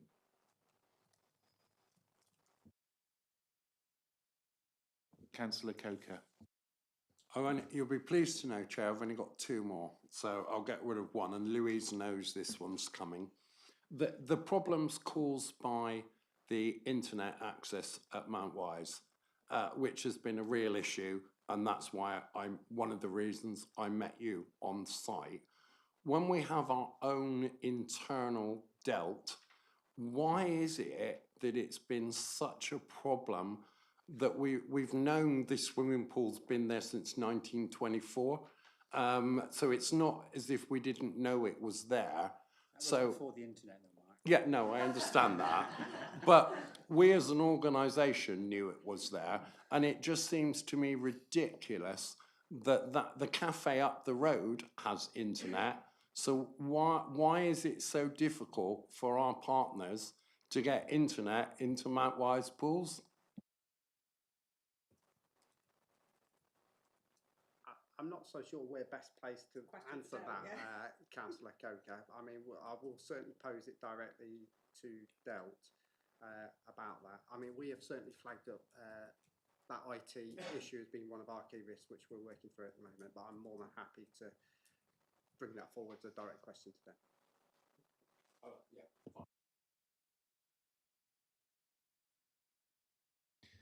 Councillor Collins. Thank you. Attached to what Councillor Lowry requested with the kind of profit and loss on the individual sites, would it be possible, particularly with the how much the kilowatt hour rate and how much it's costing and how much that's variable to be, get an indication of how much energy costs and how much electricity usage? It doesn't have to be, well, they can define it as easy as they can. They're using maybe per day, per week, etc. On a slightly different thing, I mean, I appreciate that we know that we're heading into autumn, whatever, where family budget's likely to be squeezed and membership might not go the way that we want it to. Do we know what level, if membership goes the other way, I don't know, is 10%, if we lose 10% of the members, is that catastrophic? Or what's kind of the expected levels? That might be an impossible one to ask, well, to answer, but I suppose it's just worth bearing in mind.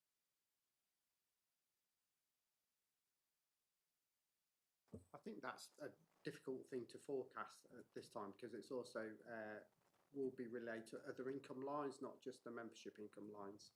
So there are multiple funding streams going into the leisure facilities as well. We're looking at commercialisation and commercial opportunities as well. Clearly, there's expenditure side as well around staffing, etc., which we know are below forecast levels. So it's a complex arrangement. I think Councillor Lowry's deep dive into the budget is the best way into it.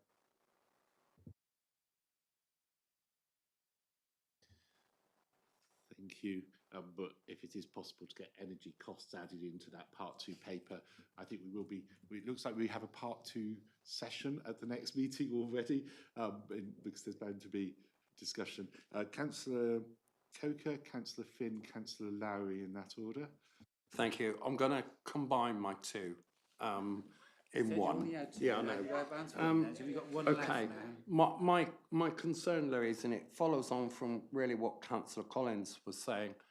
If we don't manage to increase participation or people going to the satellites, as I like to call them, what plans have we got? Or are we just going to close them and sell them off?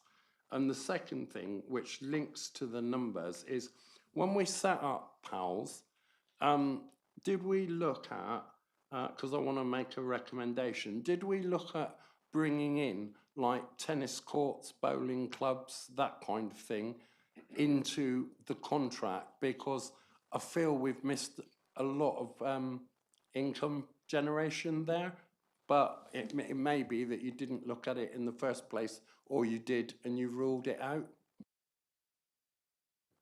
On the latter question, Mark, because I only can retain one question at a time. No, we didn't look at those at the moment. It was directly in terms of what was in portfolio from the SLM contract ending on the 31st of March. So that was the scope of that review. In terms of the former question, which was around sustainability of the centres, we've brought them in so that they are more sustainable, because even if they were out, we're still in this challenging environment as well. So I think it gives us a great opportunity to be more flexible in terms of that and make sure that we're really maximising those opportunities. Okay, I'm just going to put something on the table, and it's for other members to decide. But I really think there is a role here for us to look at in bringing all of what are the kind of leisure facilities that we've got into the city into one place, because money's being spent by street scene and parks on doing up bowling clubs or tennis courts. And actually, if it's all part of one unit, there might be scope for financial savings and also with the staff as well. So I think we should, as a committee, can we ask that that be looked at?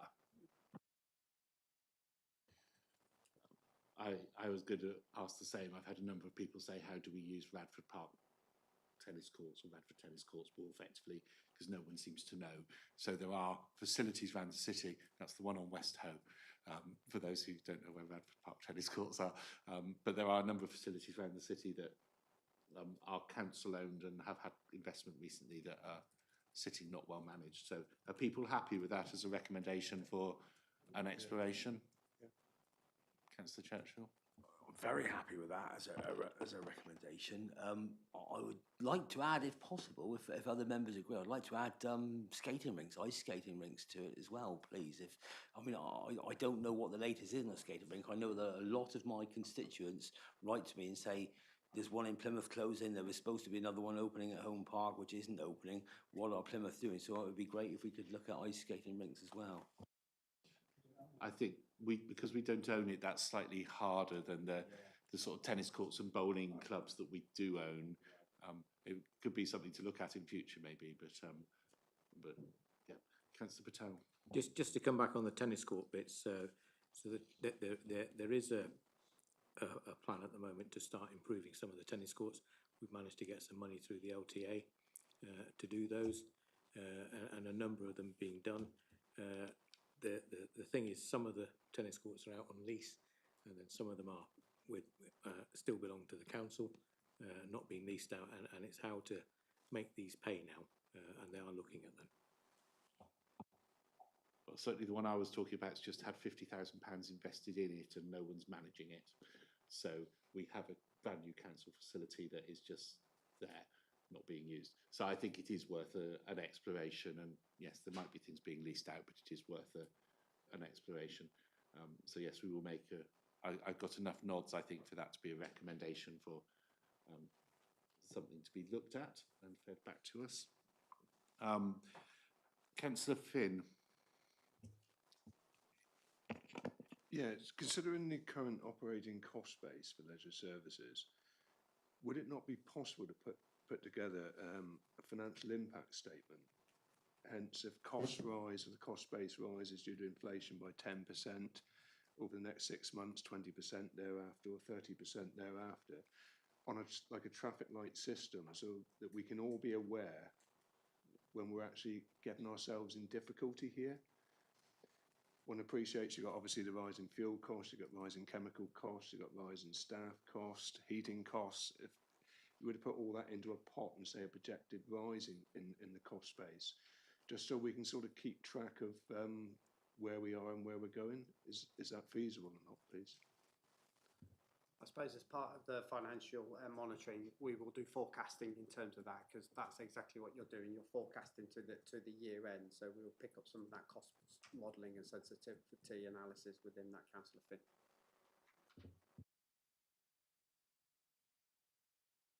Councillor Howley.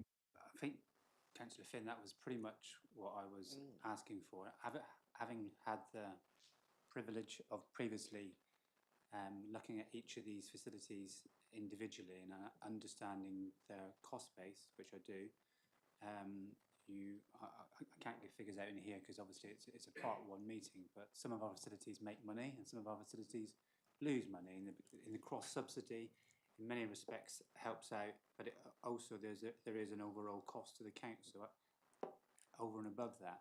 So just to reiterate, so there is clarity, can we have a profit and loss for each facility, along with number of members, forecast profit and loss, opportunities and risks, and investment? Because I know, for instance, one of our pools needs a substantial investment longer term, which will affect, of course, the borrowing cost, which will affect the sort of return on investment cost. So, you know, we're all well aware there is a massive financial problem here at the moment. Unless we get a grip of it urgently, there's a potential for us to have to take unpleasant measures, which I don't want us to make.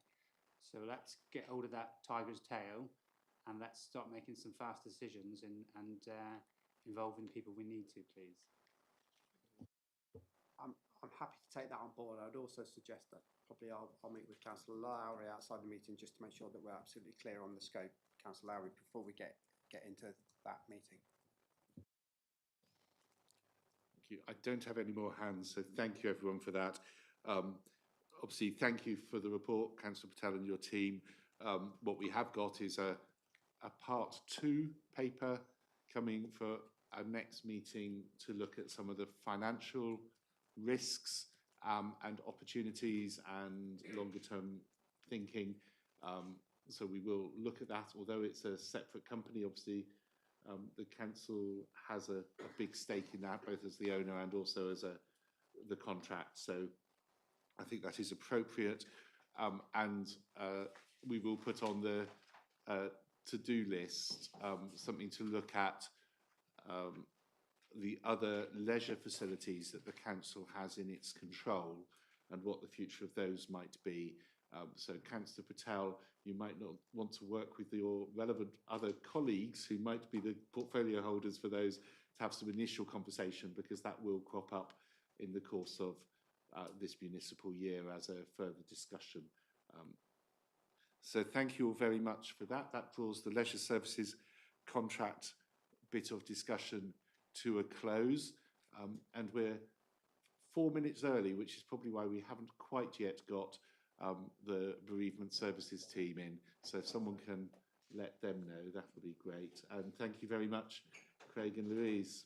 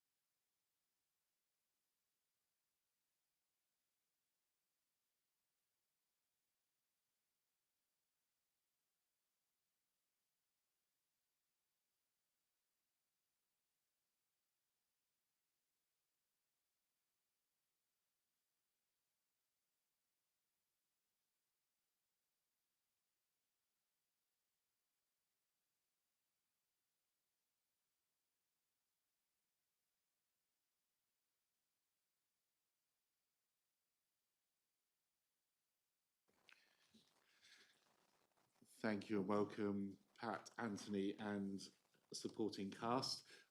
We will come on to you in a moment. The bereavement update is here unexpectedly. We had actually this on our December 2021 agenda for those who were on the panel last year, where we were told everything was running on time and on budget, and that there were no major worries with getting the contract let. Since then, there have been some issues with the contract not still having been let, but an emergency decision that wasn't on the forward plan having to be signed in March to allow works to continue on the site. And that was valued at almost £5 million worth of works. The works that were to be done in terms of value engineering, planning said no to. The council increased the budget in March, and we now know the budget needs to be increased again. So it was felt that this was important to scrutinise.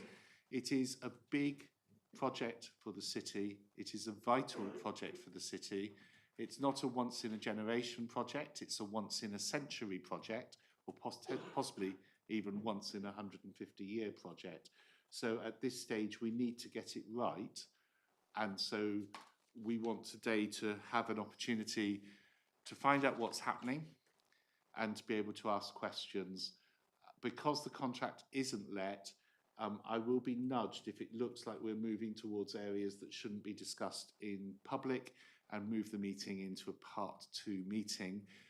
If you have questions that need to be asked in a part 2 meeting, can you hold them till any part 1 meeting type questions are over, and then indicate, so that we only move to part 2 as and when necessary, and we have as much of this discussion as possible in public, so that people in Plymouth know that we are taking this seriously and that we are looking for their future, their children's future, their grandchildren's future, and their great-grandchildren's future, because those are all people who will be using the facility we're talking about today. So, Councillor Patel, over to you first of all. If it's okay, Councillor Pemberton, I'm just going to say a couple of words and then hand on to Councillor Patel. So firstly, good afternoon, all councillors. The first thing to say is you wouldn't normally expect me at this, because the lead for this project has been Ruth Howell from the outset. Unfortunately, Ruth's off ill with after following an operation. The finance lead is also off for expecting an operation, and the project manager is off through sickness. So I've been asked if I would come in and be the CMT lead and rep on this, and be here today. So at a tender age of late 50s, it's a really great career opportunity for me. So I am really, really privileged to be here.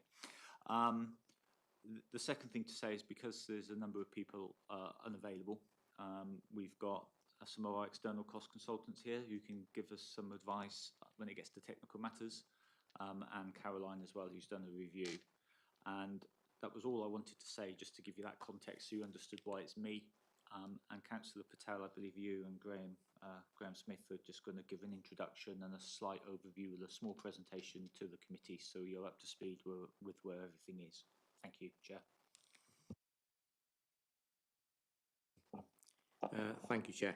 So, as you're all aware, Plymouth City Council has provided bereavement services for the people of the city for many years now, and the surrounding areas. However, the current facilities at Western Mill and Efford are dated and inefficient, and are in need of modernisation to meet the demands of the bereaved families now and in the future.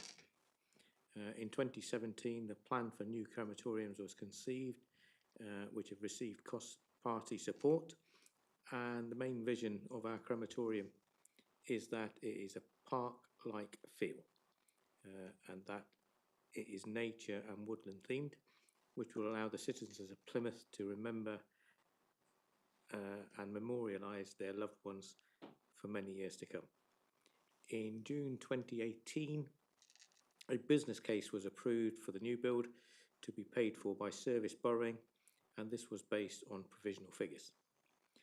Once this was approved, progress was made against purchasing of the land off Hay Road in Plymouth, and additional design commenced.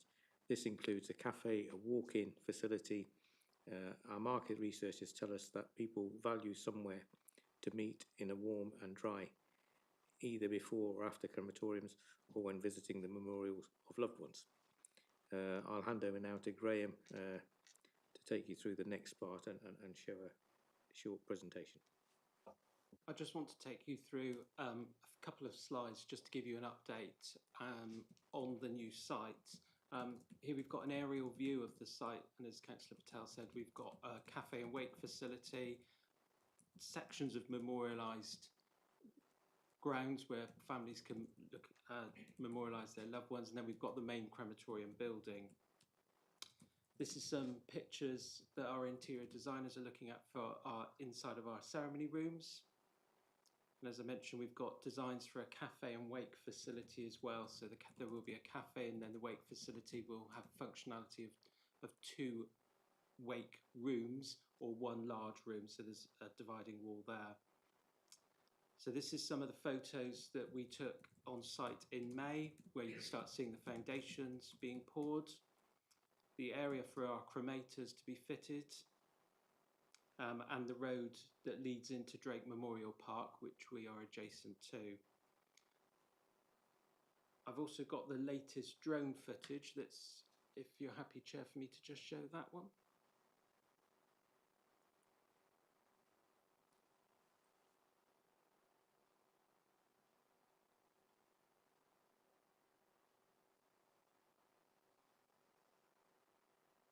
So this was taken a month ago, and as you can see, the size of the site and where we're located.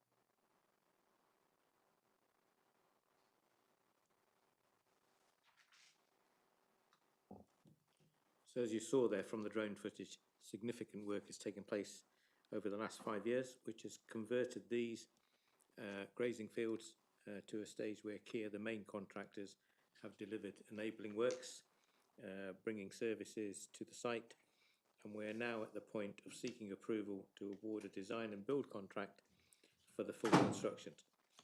However, the cost of this project has risen since the initial forecast and more rapidly over the last few years due to unprecedented events outside of our control. Again, I'll hand over to Graham to take us through a short presentation on the cost inflation journey.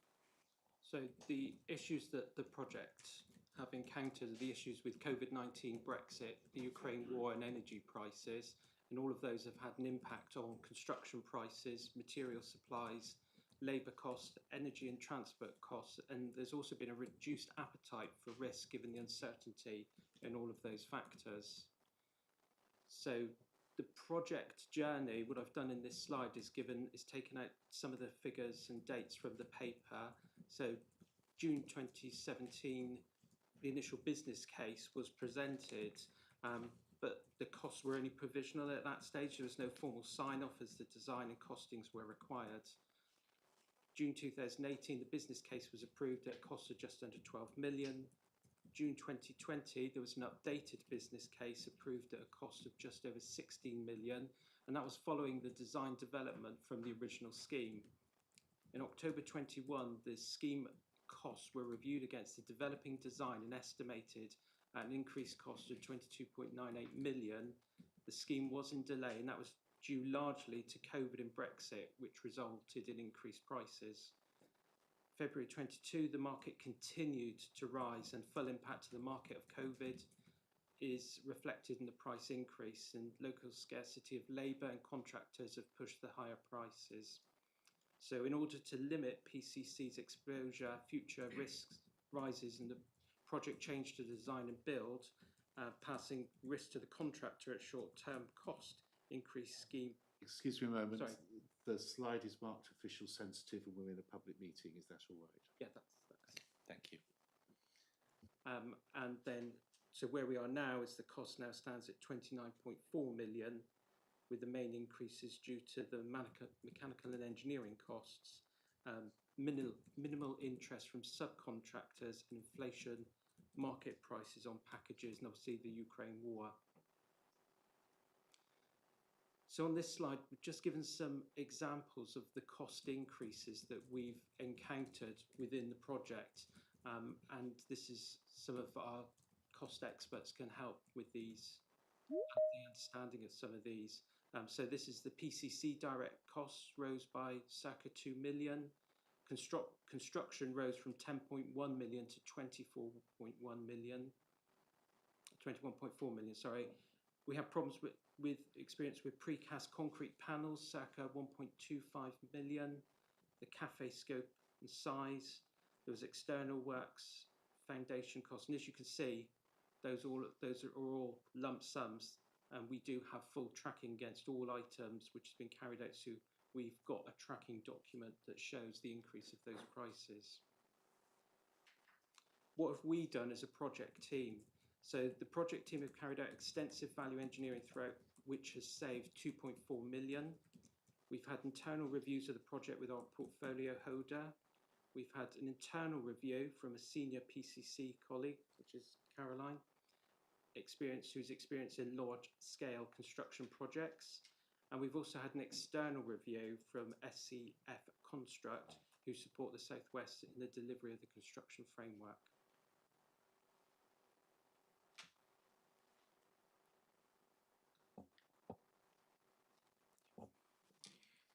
So as you can see from those slides, whatever, the cost now sits at 29.4 million in total, and this will be comprised of service borrowing of just over 16 million as per the original approved business case, and the remainder coming from corporate borrowing. Whilst this is a large increase, it does reflect the increases in the construction industry overall, and ultimately will deliver a much needed modern bereavement facility that we can be proud of and support the bereaved families of Plymouth. To help me in supporting the answer, in answering your questions, I have with me representatives, apart from the bereavement team, also the project team and external members here, who will give more technical details to the answers and questions.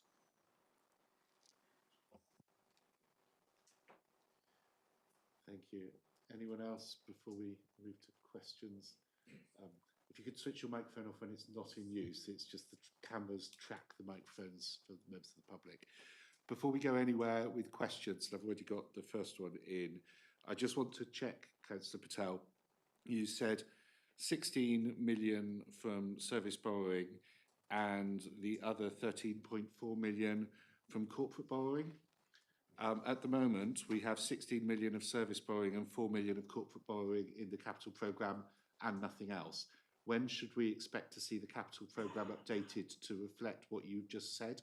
Because what you've said isn't currently in the capital programme that's been put in front of council.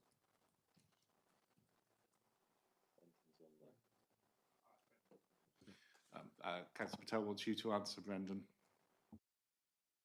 So as members will appreciate, this has been quite a challenging issue to sort out. However, sorry, Brendan, I think you need to start again because we need to switch the sound up on the.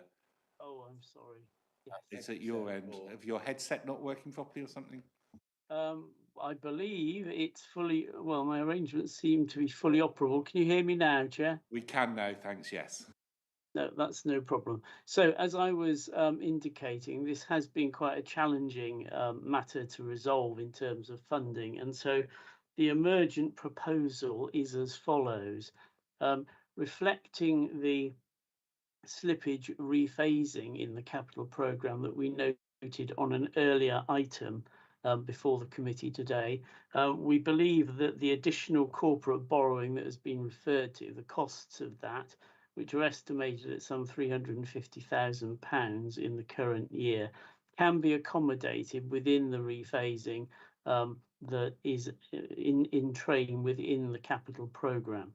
So we don't believe that that would present a problem if an executive decision were to be taken to commit to that in the present year. However, we do need to make sure that from proper governance, we're protecting the overall size of the capital programme. And the proposal that is emerging is to, via resources from the FM capital budget, in order to enable the contract to be signed and to proceed without any additional cost pressures arising from delay. And that being the case, we have opportunities during the summer in the context of the strategic review of the capital programme asked for by Council on the 28th of February in the budget amendment, and also the usual review moving through the autumn in order to restore, if possible, and exercise some priorities on the matters or the schemes that go forward to the next capital programme update. So the financial advice is very clear. We believe that we can manage this. We can take a decision that is a VFM decision, and our decisions have to be value for money, that will prevent the council from incurring additional cost through any delay. So we are reaching for the most efficacious way forward, making use of the review activities that are already scheduled in order to, if possible, restore the FM budgets to some degree through the autumn's review, whilst at the same time making sure that the crematorium, which, as you noted at the start of the item, Chair, is vital for the city, is able to proceed. So I thought it was worth making that point. A report is being prepared for Cabinet in order for that decision to be taken. Thank you. Thank you. As I said earlier, this isn't about ambush or anything else, it's about making sure it happens properly. I don't really want to have to sign another emergency decision on the crematorium, which is why I asked the question. I have Councillor Lowry, Councillor Finn and Councillor Churchill in that order, and then Councillor Coker.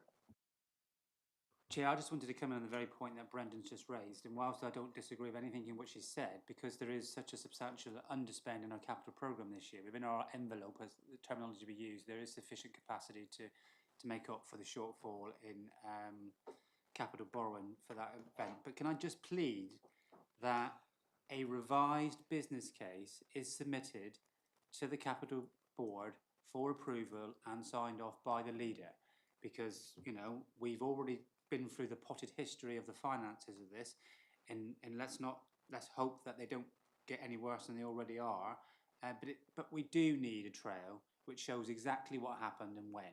So therefore, somebody at some stage, and as you referred to, this is a project that is generational, will ask one day, well, how did all this stuff happen with that crematorium? So, and if we've got the business case from the very outset that's been updated to reflect today's history, then at least everyone can refer to that as a tablet of stone as to what the costs are and what we're getting for our money. So I've got other questions, Chair, but that's in relation to the question that was asked around finance. And at some stage, I've got some questions in relating to Part 2 matters. So I'd like to go into Part 2 and discuss those, please. Thank you. Thank you. Have you any comment on that, Councillor Patel? So just a quick one, that we need a cabinet decision for this at the next meeting. So I would just ask the team, is it possible to do that business case prior to cabinet next week? Yeah, thank you. Chair, I think we will endeavour to get a paper It'll be a to follow paper, obviously, on the Cabinet agenda, but it will be a paper which will be taken to Cabinet for next Thursday with a view to a recommendation to proceed. In the interest of trying to, Sorry, could you microphone? in the interest of trying to help, you can put a to follow on the Cabinet paper in relation to the business case, so it's there for historic reasons. Yeah. Yeah, thank you, Chair. Thank you, Councillor Lowe. Thank you. Thank you. And with this going to Cabinet next week, we have the opportunity to make recommendations into that Cabinet meeting at the end of this session. So I'll be trying to scribble down, and we'll try and formulate what those look like probably at the end of the part 2 session. Councillor Finn. Yeah, one which I find these cost increases absolutely alarming. I think we really do need assurances that 29.4 will be the final outcome.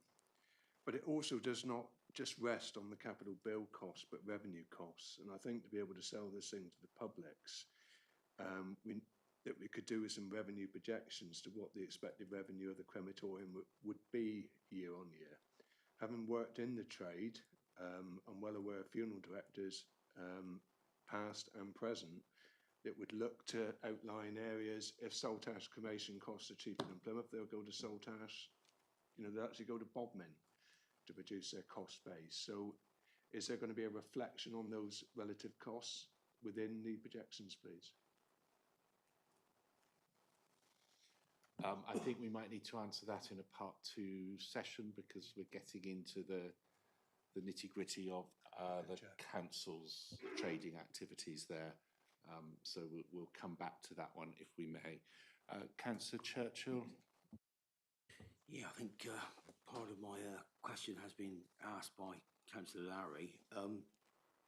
So I'll try to move away from cost for a minute, which I know is what we are here for, just to get my head around the scenario. In order to limit the Plymouth City Council's exposure, we're looking to go to a design and build contract. We're looking to issue a D&B contract with no PC sums. So I'm guessing my question at this stage is to Caroline. A contractor, I would understand, would then look to mitigate their costs and their risks, and they might make a certain amount of changes. And what I've seen happen before here is, for example, we've changed from, we've done a valued engineering to change from concrete poured walls to normal conventional block walls, whereas they might change that back. How confident are you, Caroline, that we won't get a lesser product for our money in that sense?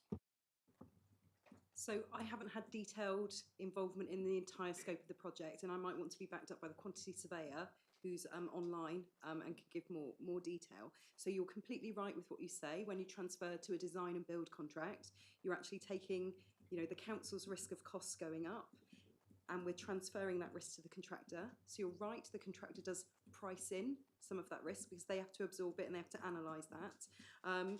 But they have to put each individual work package out to the market. So some of that quality and specification has been built in, and they are only pricing to that agreed quality specification. So one of the contractor packages, which is the mechanical and electrical package, came out as kind of not satisfactory or not viable. So actually they went out to the market again to seek a more competitive contractor to do that. The contractor that we're working with has been incredibly collaborative through this process. They've worked with us on a number of projects. They want to deliver quality, and that's what they're contracted to do. So I don't know if anybody, I don't have a concern over that with this particular contractor because of the way we're contracting and the kind of quality specifications that we've put in. So they have worked collaboratively with us to make design decisions together to achieve the best quality and the best output to that. That's an excellent answer, Chair. Thank you very much. And I think I've drawn great comfort from that, and even more comfort if Caroline will be a watching eye over the future. That'd be great. Thank you. Thank you. We might want to talk a bit about process and lessons learned at some point, I imagine, as we're talking through this. Have you got any supplemental, or are you okay at that? Councillor Coker? Yeah, thank you, Chair. We see the constant excuses of COVID, Brexit.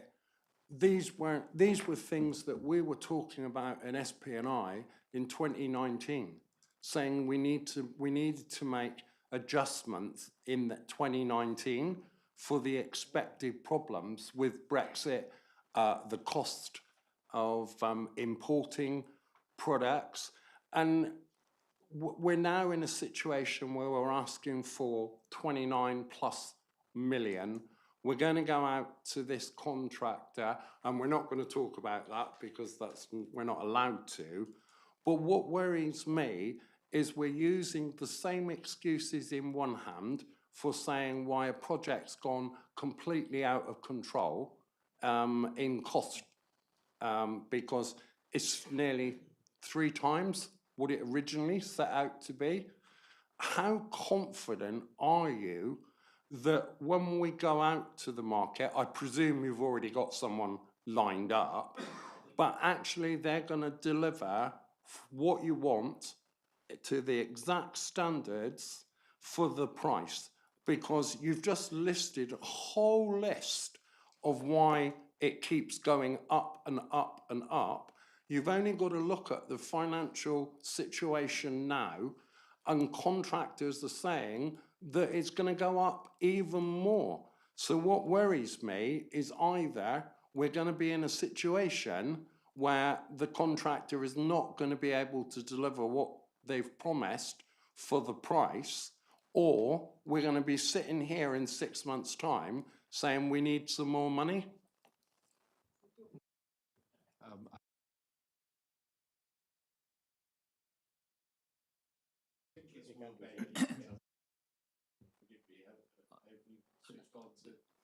Chair, I was just going to, before you bring Will in, if Will's there, I was just going to say one of the things we need to do urgently is to ensure that we get this now agreed at a fixed price cost. And that is the intention to do so now. And then the risk lies with the contractor. Apart from obviously if they were to find I don't think it's going to happen because all the detailed works have been done in terms of ground maintenance, groundworks. But if you found a woolly mammoth cave or something unforeseen, which isn't unheard of course, in this part of the world, then obviously that would be a problem. But the intention is to get a fixed price cost now to protect ourselves against the costs that we now have. But I'll divert to the experts to give a bit more detail. Thank you. And maybe Caroline comes in first. So if I come in first and then kind of defer to Will, who's our quantity surveyor and cost expert, I totally understand Councillor Coker's frustrations, and they're ours too. We are stewards of public money. We do not want to spend a penny more than we need to. It does feel boring to say the market is unprecedented. I hear what you're saying when it sounds like an excuse, but actually, we hadn't experienced a global pandemic before. We couldn't forecast the impact. We knew it was going to be tricky, and there is a balance between putting pressure on the markets and being in a situation where people need to make a profit to a certain level out of this, and if they're taking that risk, we don't want to be in a situation where we drive another Midas through in the market, where somebody goes bust and we end up with a kind of half-built facility.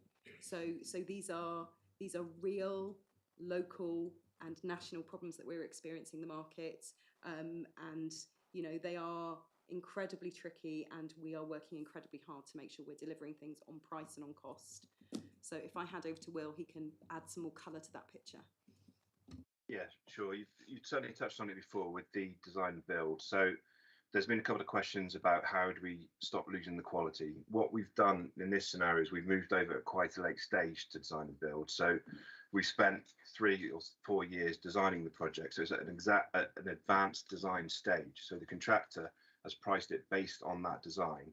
They've gone out to market to subcontractors, and the design is fixed at that stage. It's been through the planning process. There's an amendment going through.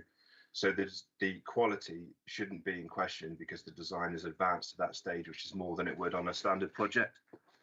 We've also de-risked the project by carrying out enabling works, groundwork, and plenty of surveys. So those things have limited the exposure to future price increases. And the key one is, as touched on by Andy, that Moving to a D&B project, the contractor takes the majority of the risk. So they price that risk in going forward, which de-risks it for the council in terms of increasing budget going further later on. I won't get into specifics on budget, but there is a degree of contingency in those figures as well. So we're more we're in the best position we can be at this point in terms of price certainty, but there's always outstanding risks. If we need to go into detail at a different point on figures, I can do that, but not in a public forum, obviously.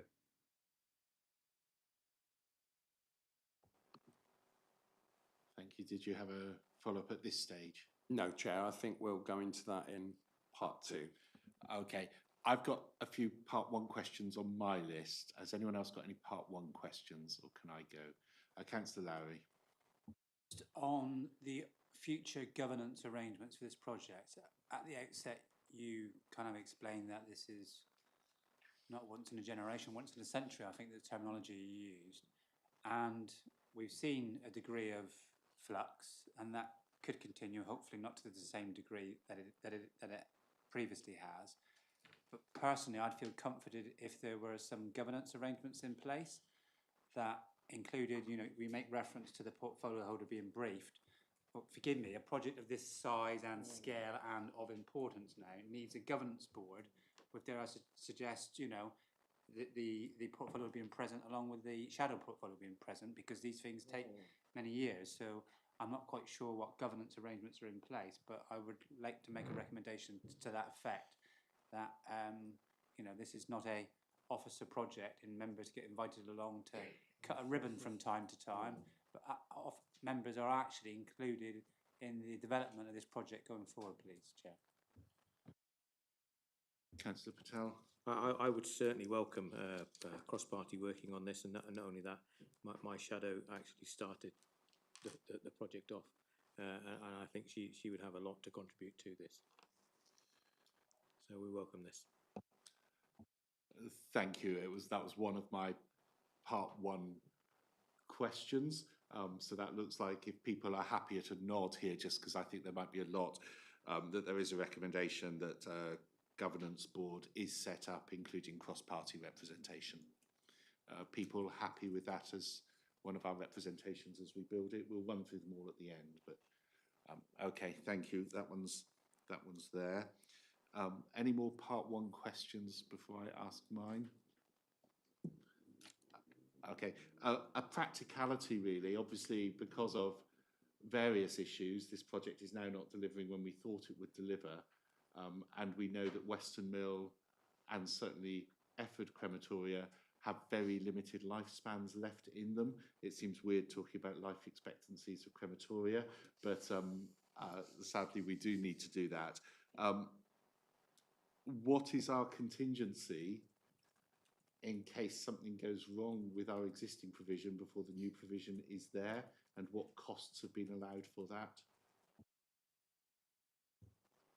I can answer about the provision. So it would be very similar to the provision we had when we had the Efford fire. It's working with the cremator companies. If there was to be damage to cremators, we can actually bring in temporary cremators. So there is, and you're right, the cremators are of an age where we're taking parts from decommissioned cremators to keep ours going. So we've got good contacts with our cremator companies, but we do have that functionality as well, where we can bring in other cremators. Thank you. And on that sort of line, what is the estimated date of opening of the new facility and the closure of the others? So the current date we're working to is April 2024. There would be some decommissioning of Efford and Western Mill because we need to commission the new site, so there would be a bit of a handover period as such. Okay, thanks. I think it's important that people know the dates as well as all the other things that we're talking about. And one of the bits I know we learned from the Life Centre, and this is just part of a statement in part one almost, but one of the part of the Life Centre was that we cut some corners to get things done to a date and a budget, and then a few years later, we had not only a COVID closure, but a put all the problems right closure. We can't afford that with the CREM. So what are we now talking about in terms of ensuring quality does drive, and what is the contingency for that sort of issue as well? So we've been very clear throughout the value engineering that our customer experience, if we call it the customer experience, would not be impacted at all, and that has been complete. The mission statement throughout value engineering, that it wouldn't be another life centre, so that whatever the customer sees, there would be no cuts, corners cuts. And that has been, every product that has been looked at has come back to us, ourselves, and Karen as the head of service to make sure that we are happy with that product. Thank you. And I think probably my last one for part one before we do the legal bit. Oh, sorry, Councillor Patel. Just come back and give you some reassurances. So if we're going to be working on a cross-party governance on this project, I think we can minimise some of the risk of shortcuts and what have you, because there'll be more of us looking at it and asking those questions to make sure that we're not taking shortcuts. Thank you. I think it's important for the success of the new facility. It's also important for people in Plymouth to know that we are thinking about them at times when they need quality service, because it really does matter. My last question in this bit was, what's being done in terms of a lessons learnt approach to the last few years in order that we do have stuff for future major programmes, and what can be the involvement of scrutiny in seeing results of that and so on?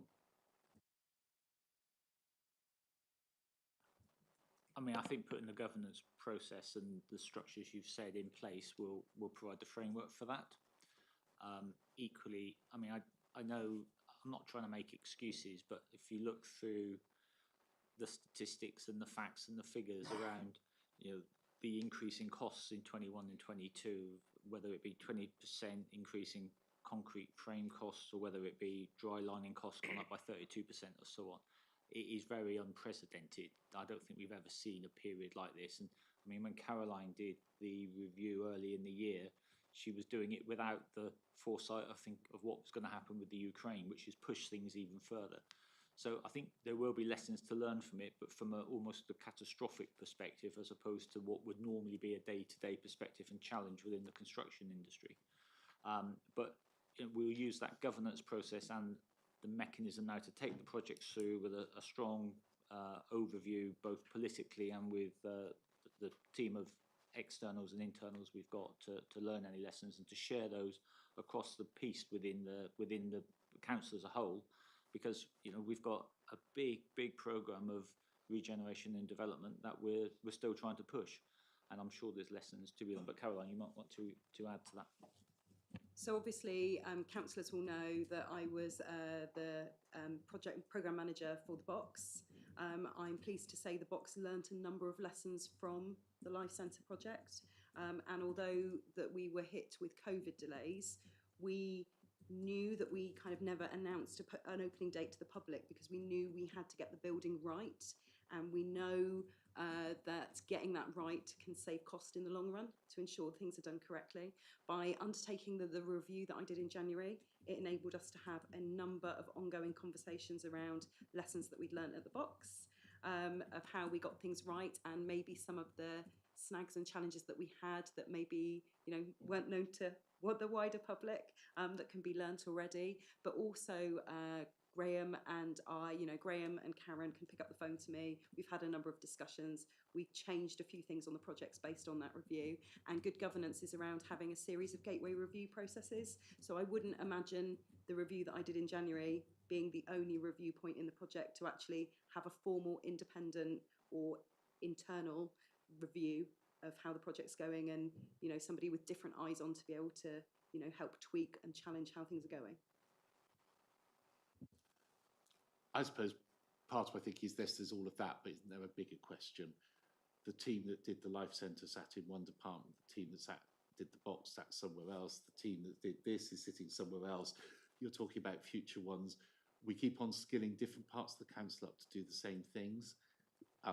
When it comes to this scale of major development, shouldn't we just have a team that does that, no matter which is the directorate that might be the customer for the development phase? And I'm thinking of some of those lessons learned in terms of where the key skills might sit, that might make better effect of those within the council.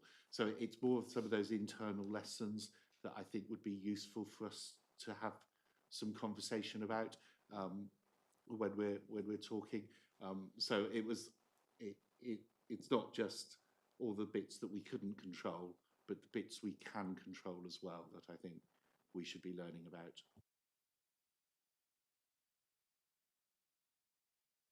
I think you make a very good point, and one that needs to be borne in mind. So I support that and understand that. Thank you. Any more part one questions? In which case, let's find my script. I propose that we consider passing a resolution under section 100A brackets 4 of the Local Government Act 1972 to exclude the press and public from the meeting for the following items of business on the grounds that they involve the likely disclosure of exempt information as defined in paragraph 3 of part 1 of Schedule 12A of the Act, as amended by the Freedom of Information Act 2000. I move. Are members happy? Therefore, if you can stop